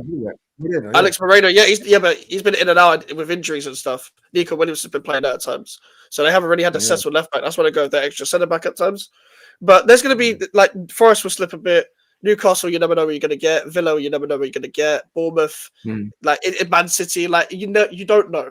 You don't know. I feel like at this point it'll be kind of a bit upsetting from a Chelsea perspective. If you're a Chelsea fan and you don't get top four at this moment in time, because you'll look at January and be like, you'll look at January and be like, that's where the fine lines are. Like you get rid of your depth, and you went on a big run before Boxing Day. Then you had that dip, and then you'll maybe look back at those fixtures if you have a good run now and still miss out. It's going to be up in the air. You're not going to be able to call it. But if you don't make top four, you're kind of got to look at the January transfer window. Yeah, for sure. But listen, guys, I do want to quickly move on. We have to go to our next game.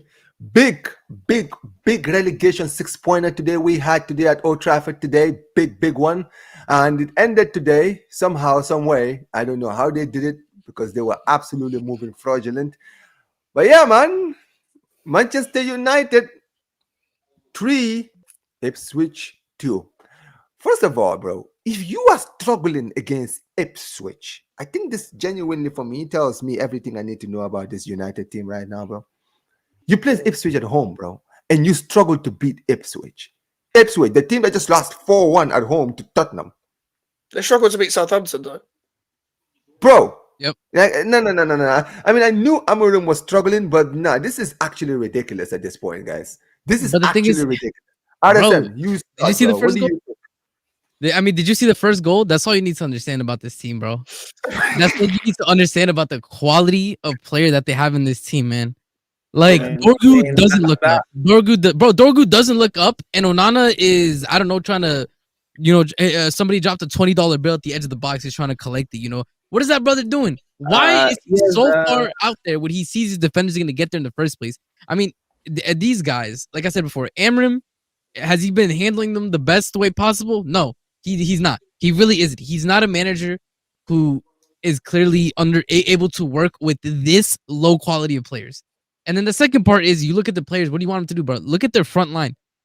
And this is where I can look at the front line. And, bro, the third goal came from Maguire. How many games has Maguire gotten goals for them now to do this kind of stuff, to like scumbag a win? We may call him a fridge, but, bro, he can get his head on the ball and score a goal every once in a while. And, I mean, this is what it's going to be like. I think any Manchester United fan could tell you they are going to lose games they're expected to win, and they're going to win games they're expected to lose. When the red card happened, you expect them to lose, especially when Ipswich immediately got the equalizer. Well, I think the go-ahead goal, I don't remember, right before halftime. You just kind of knew that, all right, let's see what Ipswich can do here. And then Ipswich again, like, if you've watched Ipswich this season, you know the fact that, like, they have actually had really good performances. They don't know how to get a result, man. It's just that simple. They do not know how to get a result. They've had good performances where they just don't score goals. And this was another one, man. I mean, they had it all in their hands to be able to win this game easily. Today. That's crazy. That's the crazy thing.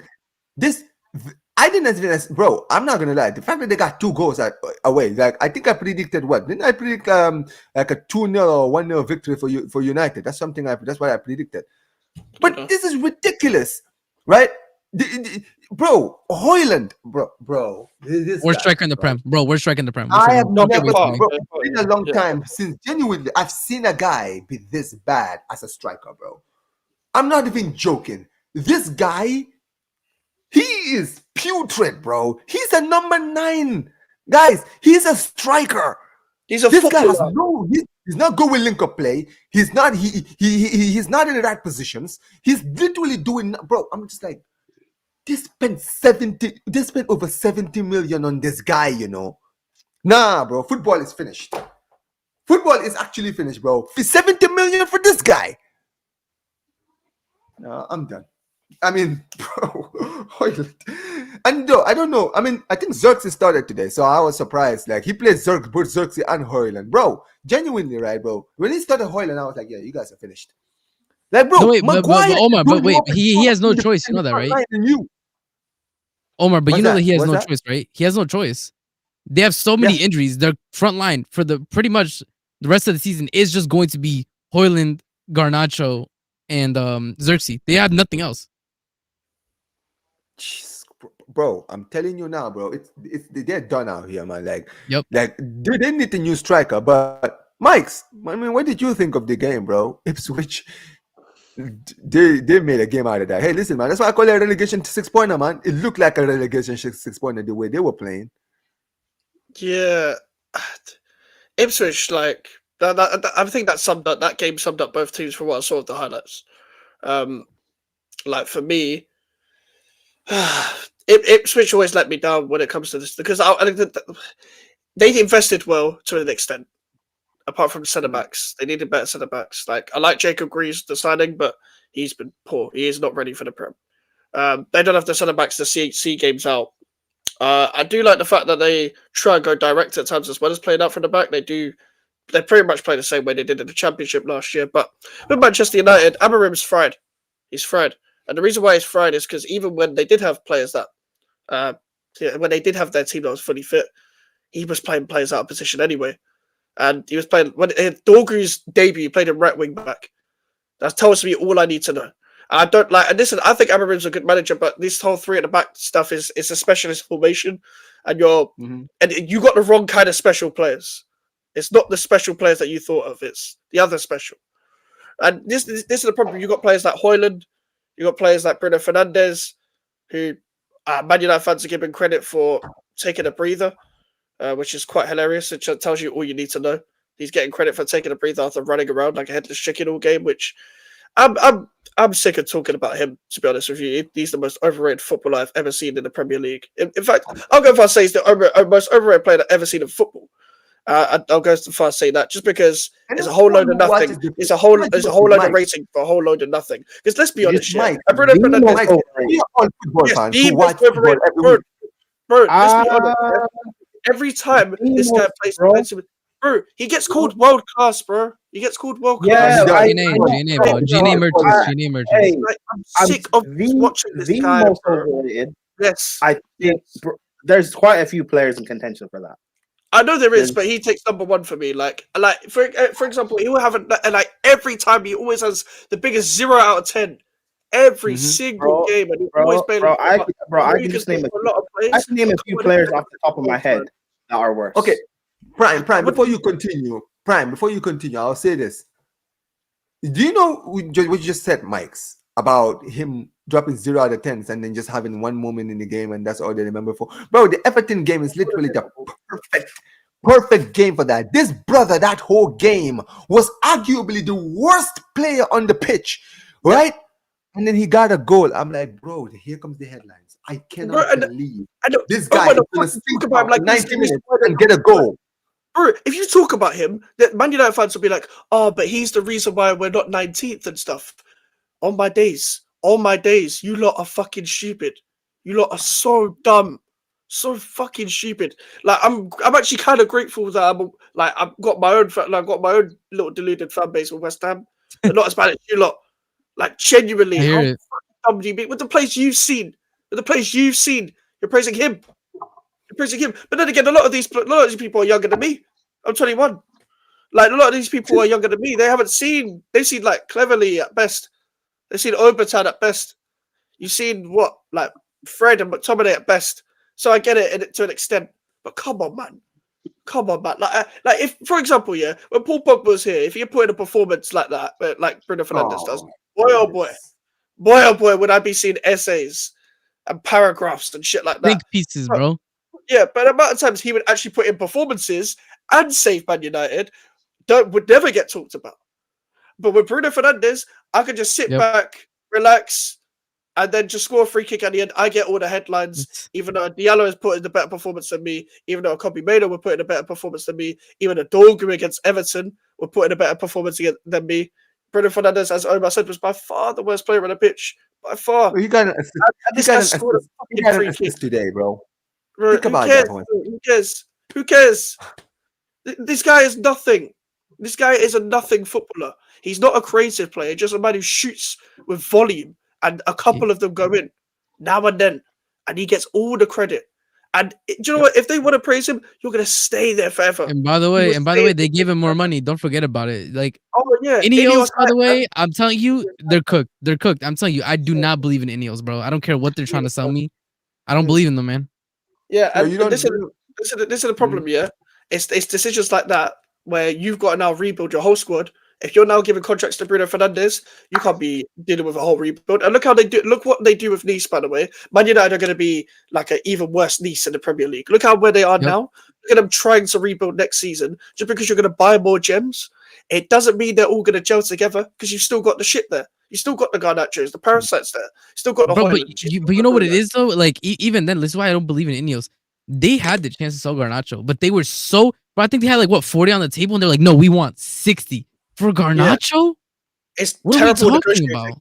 They don't know how to negotiate. I get like knowing your worth of players, but he's terrible. He's awful. He stinks. I get driving up the PR, but you got to drive up the PR where when you ask for a certain price, and then you still get the price that you kind of want, where the club's overbidding anyway. A bit like what we did with Rice, when we said 150 million in the media all the time. We still got 105. You need to, if someone bids 40 million for Garnacho, that should be the max. Bro, that should it's be like the max. What we did with Mount. Like we couldn't believe what we got. We just took it and ran. Yeah, Yup. exactly. They were like, "You want what for Mount?" Bro, we didn't even negotiate a deal. What? We just took. We just scanned the. Yeah, it's Yeah. Man bro, United. I understand what What you you're saying about earlier. Bruno? Again, I still like. Yeah, go ahead. I think there's so many players in contention for that. I don't believe that Bruno is the most overrated. I think that He's season where he one got of- a he's ton one- of. he's one of- I I wouldn't think that he's the season most. where he got a ton of G&A, he was 100% overrated. People were talking about No, him. no, like he no. was I know. overrated. I'm not even. I didn't say he's not overrated. I was saying the most is. Yeah. Mm. That's still, People are, bro. People are telling me that Cole is generational. People told me Mason Mount is generational. He's a Would they Scholes say that? reject. Would they say that? I'm not hearing it. Bruno is the most. I'm sorry. I know, but people are saying I haven't Bruno's heard world anyone, class I and haven't great heard and anyone multi-talented. say. I've heard I people haven't get Bruno heard would get into anybody- Alex Ferguson's fucking United teams. He Oh, would take maybe them. not. Wait, Beckham. people He say what? You said what? was Well, I saying said Bruno that. Fernandes would get into Sir Alex Ferguson's all-time 11. I have seen that on Twitter. He's not lying. It's Oh true. no, I haven't Oh, seen that. man. No, I didn't see that. But what I heard was someone said that he's United's best like signing post Fergie. He's like their Cantona. So fair. Maybe it is fair. Maybe it is fair. Bro, I saw. I think it was Terry years ago. It was like to discuss it with Lee Gunner when they were talking about Bruno Fernandes. He was like, "Oh, imagine Fergie. Fergie would love Bruno Fernandes. Them crossfield balls, bro. You had fucking Gibbs. You had Beckham. You had Since Giggs we're and onto that, there's certain things YouTubers say, the big YouTubers say that doesn't get clipped. Terry said that when they were signing Bruno in that January, he said that Bruno is as good as KDB, and in 18 months he will prove that he's as good as KDB. 18 months, When United signed or were going to sign Højlund that summer, he said that Højlund is a better, this is the way he worded it, a better footballer, like technical footballer than Haaland. What's he smoking? Hey, you know, striking a football well every now and then does not make you technical. This is what people they don't watch football. No. But he was talking about his hold up, and he referenced a particular clip of Højlund at Atalanta. A ball was like launched up to him. He held up the ball and laid it off to a player. What he didn't mention. Well done. What he didn't mention in that clip was it was raining in Atalanta. The ball was hoofed up to him. It bounced off him to another player who intercepted it and played it on. Bro, so you're telling me they were making him do Andy Carroll jobs. He failed to do it, and that's what they were hyping. Because I've seen Andy Carroll for Sam Allardyce. I'm a West Ham fan, by the way. Just to Kevin Nolan. If Højlund can't even do that. Well, because he's blonde hair, blue eyed. The United fans wanted their own Haaland so much. Yeah, when they heard Rasmus Højlund and the name sounded very familiar, and he's Scandinavian, yeah, they were like, yeah. Haaland off wish, bro. Haaland off wish. Bro, in this country, people said Lukaku plays in Timberland boots, and this guy was bagging. Lukaku has over 100 Premier League goals. You guys know that, right? Yep. Yeah. He's in the 100 club. Very few Premier League footballers, strikers are in that club, and he is there. And yet he was made to be a meme, and no one talks about Erasmus. Like, can I just say, Lukaku and Pogba, used to receive all that shit, and now we got Højlund and Bruno Fernandes. Insert Sol Campbell meme here, legitimately, bro. That's what I was about to say, bro. I wish if there's any moment that I would love to use that Sol Campbell meme, bro. It's that very. Which one? That point right now, bro. Which I don't care what anyone says. People go, "Oh, you're over." It's not overreacting, bro. Everybody here in this panel, we all remember the Pogba slander, bro. Pogba couldn't have just. You guys remember? Bro. He was getting cooked, bro. You guys remember Graham Souness? Where was Paul Pogba? The memes. Okay, can I say something about this year? Because I've been saying about this for Pogba for time. Man United beat Leeds 6-1. And that was on like BT Sport or whatever. It cut off to like the Sky game was playing later on that day. Micah Richards was like to Graham Souness, you can't say anything about Pogba this week. You got like 4 assists and 2 goals or whatever. And Graham Souness was like, oh, that's what you should be doing. You go for 100 million. That summed up the hate Pogba was getting at the time. Bruno Fernandes has never ever. Bruno Fernandes' best performances in the Man United shirt has not even scraped the surface of some of Paul Pogba's worst. Because some of Paul Pogba's worst was he left the diet seat, bro, with the midfielders he was in. Bruno Fernandes has been about six let me land. Bruno Fernandes has been in 6 different fucking midfields for Manchester United. Do you not see the problem? Do you not see the anomaly? Do you not see it? Because he's not been around like fantastic players or anything. But Pogba was actually in decent midfields at times. And then he got stripped back with Fred and McTominay and was made to look like shit and played on the left wing under Ole Gunnar Solskjaer to push aside for Bruno Fernandes, to be the side piece to Bruno Fernandes.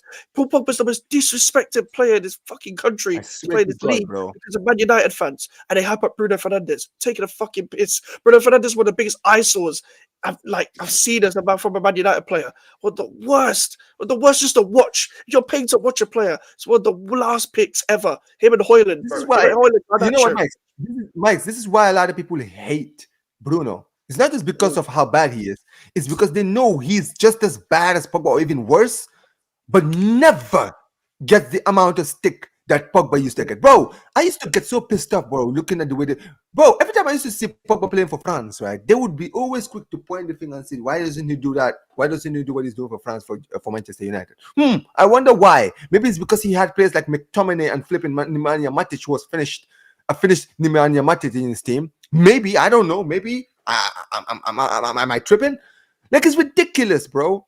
He got so much, and you just mentioned it, bro. Like, they would talk about, he cost 100 million. Well, guess what, bro? Højlund cost 70. Højlund cost 70 million euros, bro. There are defenders in the Prem that have more goals than him, bro. Like, you know what's funny? You guys bought Kepa Arrizabalaga for like 100 million. People never talk about the fact that guy went for 100 million to Chelsea Football Club. You know what's funny? Imagine if he was. Imagine you guys spend that money. Hold on, Prime. Imagine you spend 100 million on Edouard Mendy. It wasn't 100 million. It was like 72 million. Yeah. But even still, imagine the money you guys spent to get someone like Edouard Mendy. What he did for you guys in the short time that he was there, right? He was at some point the best goalkeeper in the world. He was crowned. He was given the left national trophy as the best goalkeeper. That UCL run, you understand what I'm saying, right? Massive. But that is my point, bro. I used to say this, man. Even guys like Xerxes get more hate at Manchester United right now than flipping Højlund. I don't understand it, bro. At least Xerxes can at least say, I link up the play. This brother does nothing on the pitch. Oh my, Xerxes was the best player against Tottenham. Best player against Tottenham. The rest of them performed like shit. They're not Tottenham loss. Xerxes was the best player. Nutmegging players. He was moving, man. Yeah, and to be honest with you, Amarim's done him dirty as well, because as much as he doesn't fit the system, fuck me, there's none of the rest of the attackers do. You might as well just play Xerxes up there anyway. It's the best you got. Like, at least he's an actual footballer. And Joe, it is, even if let's say it's the bare minimum, let's say the standards are all-time low, they're a minus level, yeah. Let's say I just want to pay to watch a footballer. I just want to see, like, as a Man United fan, I just want to see a little bit of fun up front. I'm watching Xerxes. I'm playing Xerxes regardless. Let's say the standards are fucking high. You ain't playing Garnacho. You ain't playing none of these, man. Xerxes should be the first name on the team sheet when it comes to attackers they have. And to be honest with you got to play, even when you're not playing to his game, where you don't have runners in behind, still the best player. Still the best player that you have. Still the best player you have in attack. Because you don't have 10s. You don't actually have 10s. You don't have a full Stein. You don't have a Gyökeres type player that Amarim's used to. Højlund is not that. Højlund is just some fucking beastie boy lookalike that does fuck all, bruv.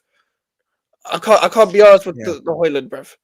Bro, I'll never forgive Sanchez for taking down Højlund, giving him that pen, bro.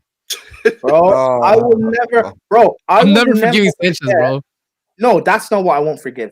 You know what? You want to know why I hate Chelsea fans, or one of the billions of reasons I hate Chelsea fans? You guys told me last season Rasmus is better than Jackson.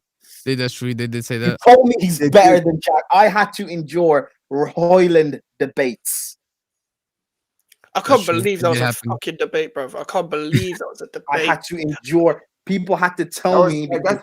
That's one actual insult to Nicolas Jackson, because even though I do rate Nicolas Jackson as a top striker, he does a way better job than there's a player. There's a player. People told me because Rasmus, were United in the Europa League last season or Champions League? Champions League. They dropped out of Champions League because he scored in the Champions League. People told me Rasmus's. You know how Rasmus went so long without scoring in the Prem, but because he scored those group stage goals, people were telling me he's cold. Yeah. Mhm. Listen, okay, Bro, Højlund should be chatting to Marino up front. Prime this season, I think he's one of the top goal scorers in the Europa League, and people still hold that. Bro, Højlund. Yeah, I was about to say Højlund can't even chat to Marino, bro. Like, Yeah. Højlund and Marino should be in competition. That's his competition. Nicholas Jackson's got more football capability in his big toe than Rasmus Højlund has in his entire body.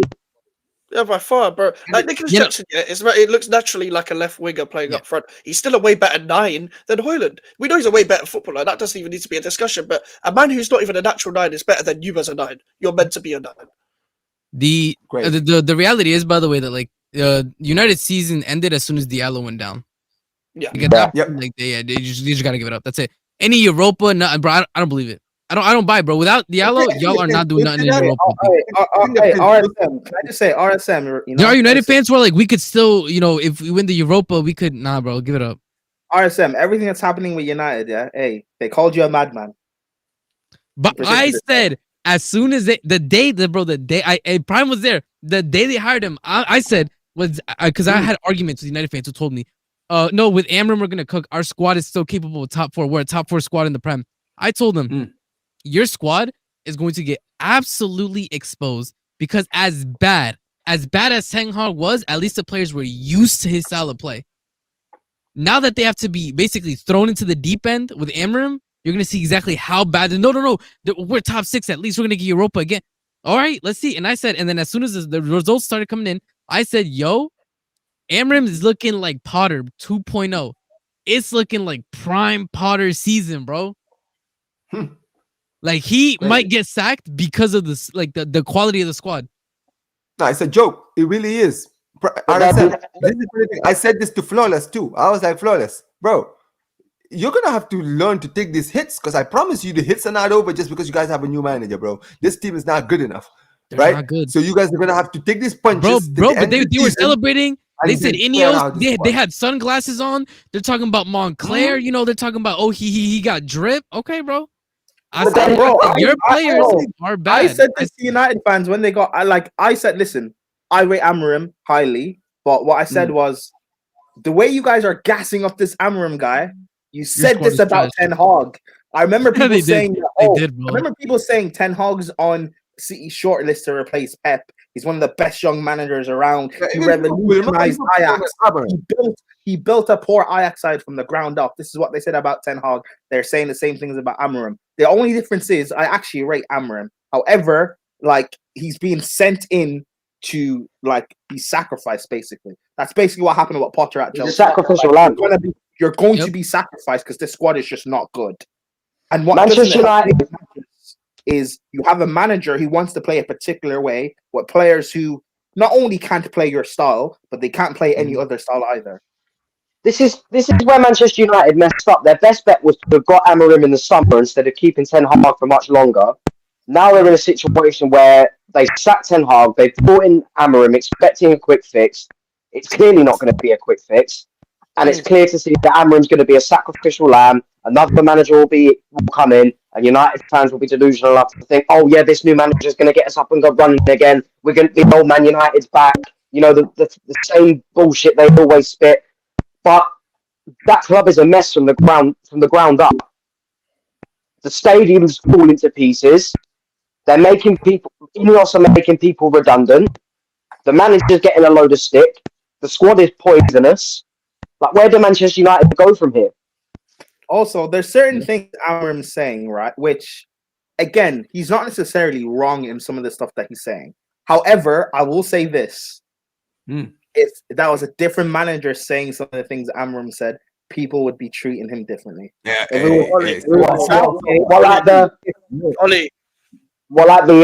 is the worst Manchester United team in history type of stuff. Is that what you're saying, Brian? And I'm not even saying he's wrong in saying some of these stuff.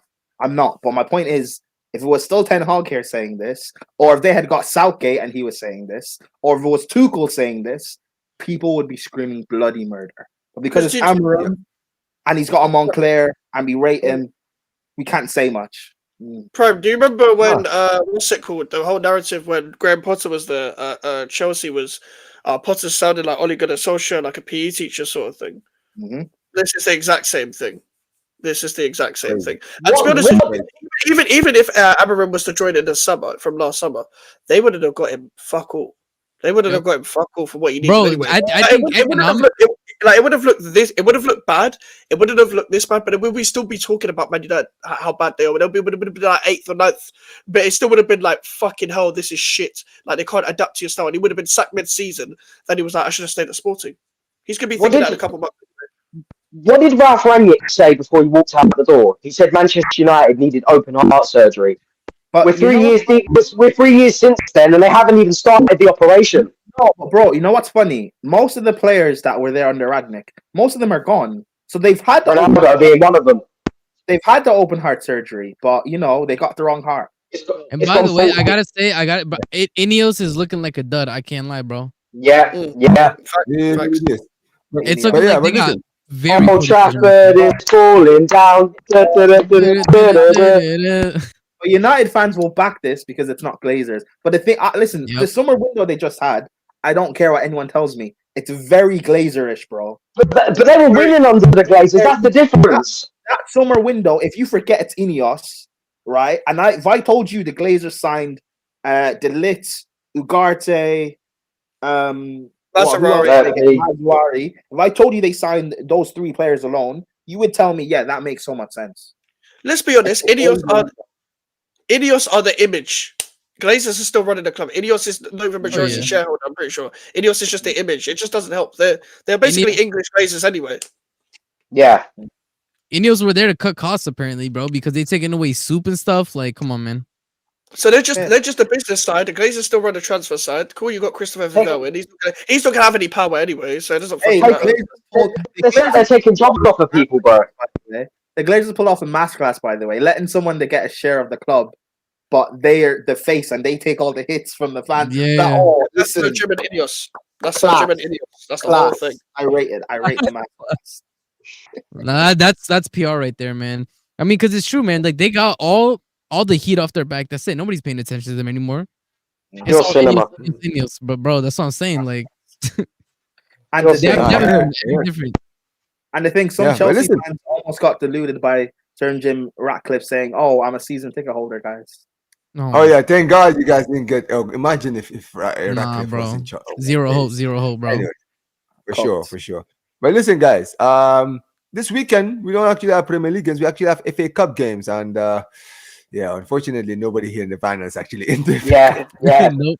That is so crazy, man. Like everyone in the panel is already out, man. But listen, we do have some games. It does start on Friday. Villa versus Cardiff. Artem, I'll start with you, man. Villa versus Cardiff.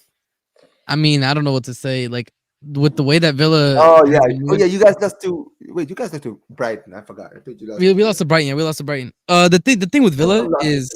You know how we talk about like how bad the Prem is, et cetera, like it needs to be said that Villa is part of that. Like Villa are not doing well in the Prem. They're 10th. Like, but don't you think that's because they're still struggling to figure out the transition between playing in midweek in the Champions League to then playing at the weekend? Correct. So that's what I'm saying. I think this game, right, in terms of talking about Villa Cardiff, if Villa rotate too heavily, it might. Cardiff might do something. Let's be honest. We've already seen it. It happens every time a team rotates too heavily, then they get pumped. It happens. However, if they go too strong, they risk injuries. They risk looking the next game in the Prem and the champion. You know what I'm saying? Like it's fine margins. It is fine margins. So I think Villa should win. It just depends on the team they put out.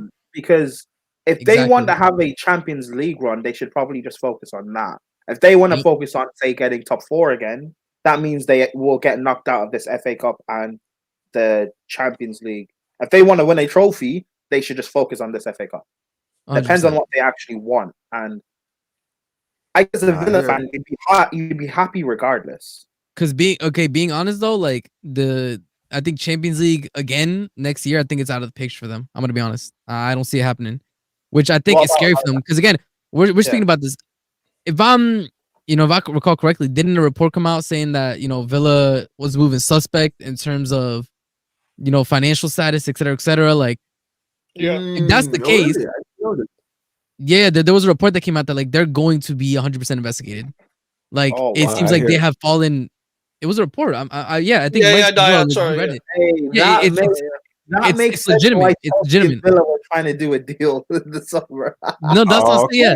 So Villa probably didn't help themselves with the winter window they had because they spent money. Yeah. So for me personally, I think their objective, I think the league is kind of cooked for them. I'm not gonna lie. I don't think they can get Champions League again. In that case, you got to put their Yeah. baskets trying to hopefully make it as far as they can in the Champions League. 'Cause that's the most money they're probably gonna be able to make.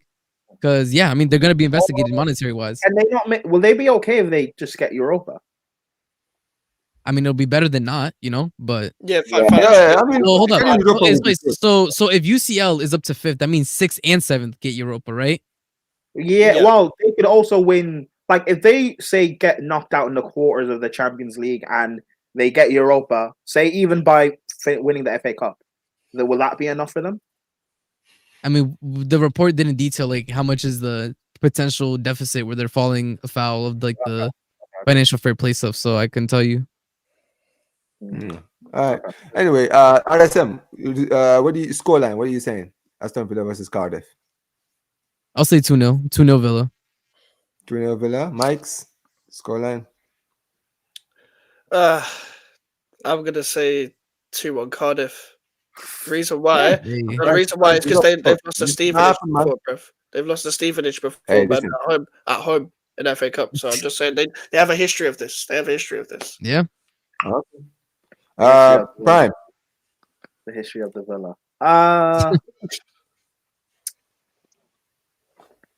I'll say 1-0 Cardiff. 1-0 Cardiff. Okay, all right. Alfield. Yeah, you'd like to think that Villa would be the favourites going into this game, but there's always the magic of the FA Cup, the little teams beating the bigger sides. I'd say 1-1 and then Cardiff to win on pens. Hey. Okay. I'm gonna go 1-0 Villa in that game.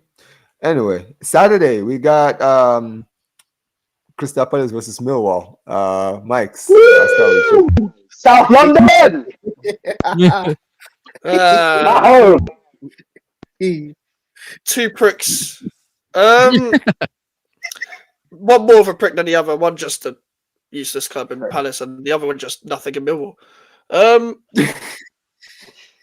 Which one? Oh God, I've been to. Who would you rather Like want the to choice see? of- No.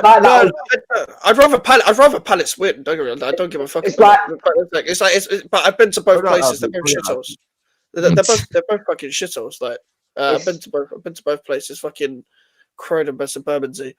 But by the way, Palace bought Millwall's best player, Roman Esse, in January, which is it's like doing a Sol Campbell in South London. So I think he'll score 3-0 Palace. Ooh, yo, those fans are gonna. I mean, thank God it's not in the den.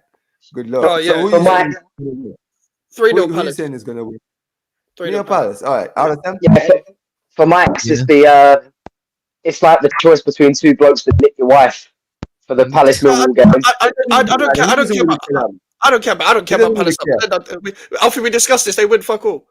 But Millwall are just there because they're our rivals. But yeah, out of them. Talk to me, man. 2-0 Palace. I mean, it should just be routine. I'm not gonna lie. I don't think Millwall are gonna be able Millwall to. did Millwall be the Leeds who actually top of the table? Yeah. Who are top of the table? But Prime, talk to me, man. Who you saying is winning? Crystal Palace or Millwall? This is at Selhurst, right? Yeah. South Prime. Yeah.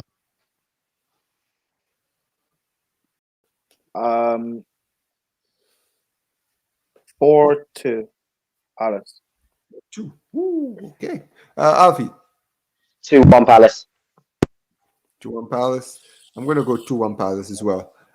Bournemouth against Wolves. I'll start with you, Prime. Bournemouth v Wolves. I'm going to Bournemouth. Bournemouth at home. 3-1 Bournemouth. 3-1 Bournemouth. Alfie. I feel like even without Zabani, if that suspension does carry over, I still think Bournemouth should be fine. So I think 3-0 Bournemouth. 3-0 Bournemouth. Mike's. It's about they faced last weekend. But Wolves just about won. But Yeah, Wolves won. Yeah, that's true. Yeah, 10 The FA Cup, man, anything can happen. Yeah, 10 men and all Mm. that. Yeah, fuck. I don't think Wolves are going to do fuck all. 2-1 Bournemouth. 2-1 Bournemouth. RSM. Yeah, I'm gonna say like 3-1 Bournemouth. I don't think Wolves can afford to go with their first squad in this, bro. Like they're literally just above the relegation zone, and like Ipswich, like we said, Ipswich have been playing well. They're just not getting results. However, if that were to change, Wolves are in trouble. So they're just gonna throw whatever team out. Yeah, they're gonna throw the B team out, bro. I'm gonna be honest with you. Like this match is wraps just because of the position that Wolves are in the league. Bigger fish to fry. Okay, so Yeah. So you said scoreline. What did you say scoreline again? I said 3-1, 3-1. All right, I'm gonna go 3-0 Bournemouth. All right, final game on Saturday: Man City versus Plymouth. Alfield, I'll start with you, man. Because I believe in the magic of the FA Cup, I'm going to say 2-1 Plymouth. Wow, imagine. Strike me down if I'm wrong, but I believe in the magic, man. No, man, you got magic beans, bro. Like, I don't know what's going on. Yeah, I'm not gonna lie. Prime, It's certainly magic something. I ain't gonna lie. Magic mushrooms, bro. Yeah, I was about to say like. What do you think, Prime? I believe in the magic of the FA Cup. All right. Oh bro. my 7-0, God. man. 7-0. 7-0, Man City. Whoa. He said 7-0 Man City. Okay. Wait, what? Alfie, Yeah. you didn't realize what you were saying. Alfie, I was mocking you. I mocked you. I was mocking you. Oh, you were mocking me. Crazy. Fair enough. 7-0. I believe in the magic of the Anyway. FA Cup. Hype, I said. Mike. 7-0. Yeah. Mike, talk to me. Man. Yeah, as much as they didn't concede to Liverpool. Liverpool and Brentford, like, yeah, man, a long day for you. Man City, put on Divine Mubama again and let him get a couple goals. 3-0 Man City. RSM.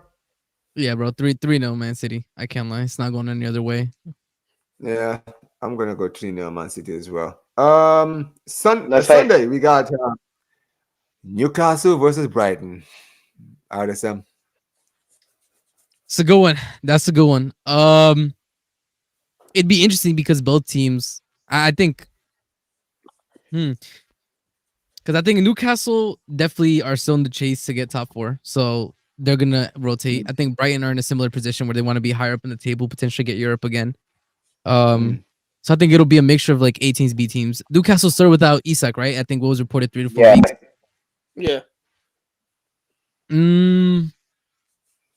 I don't know. That's a good one, you know. Yeah, this is a good game. I think it could go either way. I think Brighton have shown that they defensively, when they well, if you find a way to open up that Brighton defense, you know, you could pump them for like 4, 5, 6. Yep. But if you can't, you know, Newcastle have been very hot and cold, like literally win. Yeah, lose, yeah. win, They've lose, also bro, been like, defense. They've been leaking a lot of goals. man, well. it's just it's a difficult one. I think if I had to edge it to a team, I honestly might say Brighton. Man, I'm not gonna lie. I might say like a 2-1 Brighton. Yeah, it's not actually unrealistic to be honest. Yeah. Mike. Definitely the hardest to call out of all of them. Like, Yeah, this one is both- very close. both fucking wishy-washy as hell, man. They're so wishy-washy, Yeah. man. Newcastle at home in the FA Cup don't do well. I would say 2-2 and then Brighton win on pens. Okay. I could see that as well. Yeah. Prime.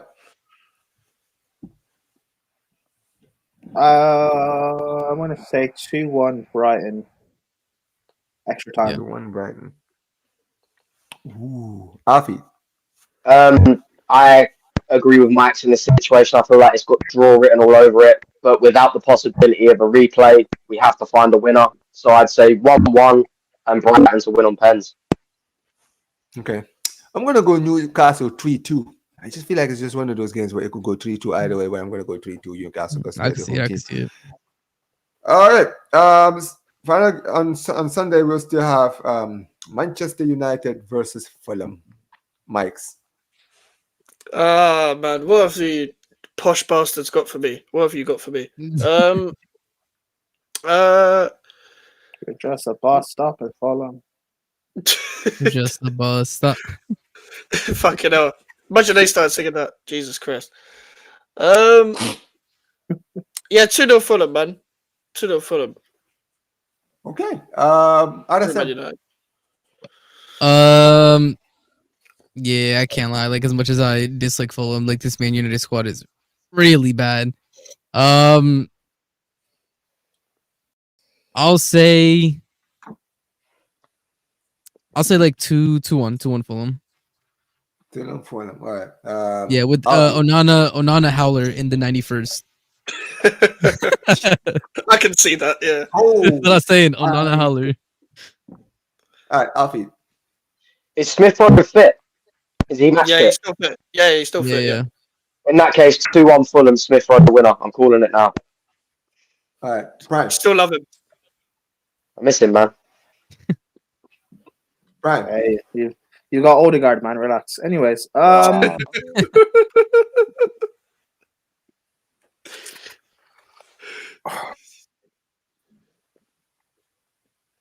4-3 Man United. Fucking Oh. hell. I'm gonna go. Crazy You know what? game. I'm gonna go 3-1 Fulham in extra time. I'm saying they're gonna score first, Ooh. and United are gonna find a way to equalize. They're gonna go to extra time, and these guys are gonna finish them off. Could in see extra that. Yeah. time. Hold up. Yeah. Onana Howler in extra time. I'll be there, man. I'll be there. Yeah, I'll be- Hey. It might be Bayern D because the FA Cup game. Onana It won't might be be playing. Bayern He'll D. be buying there.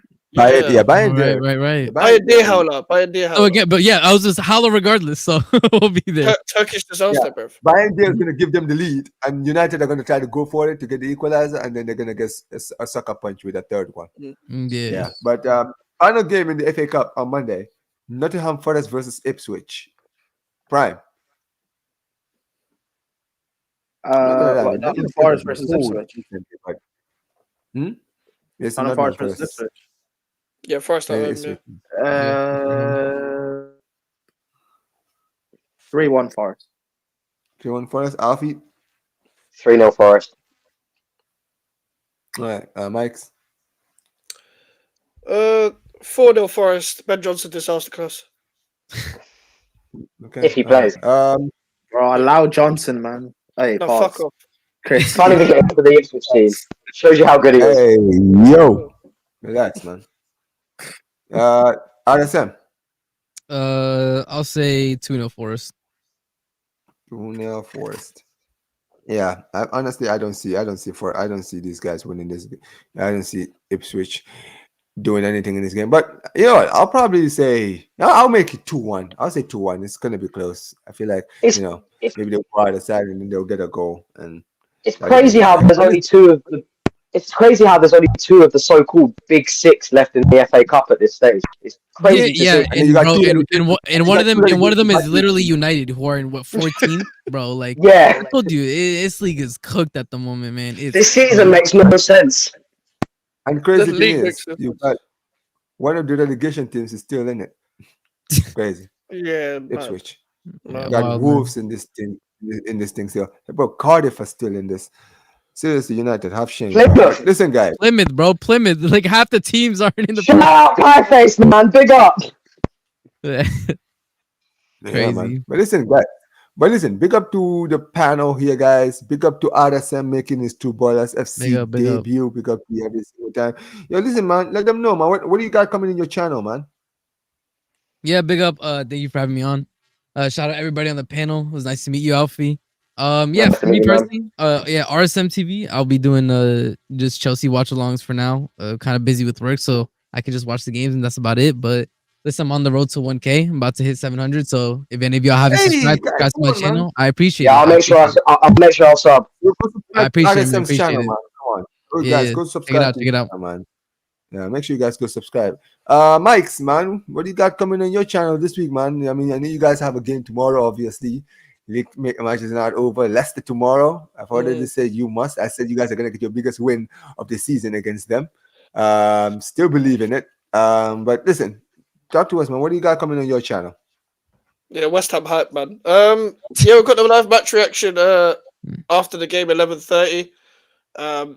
For the Leicester game, I'll probably have something for Friday, whether it's an upload or a stream. I'll figure something out.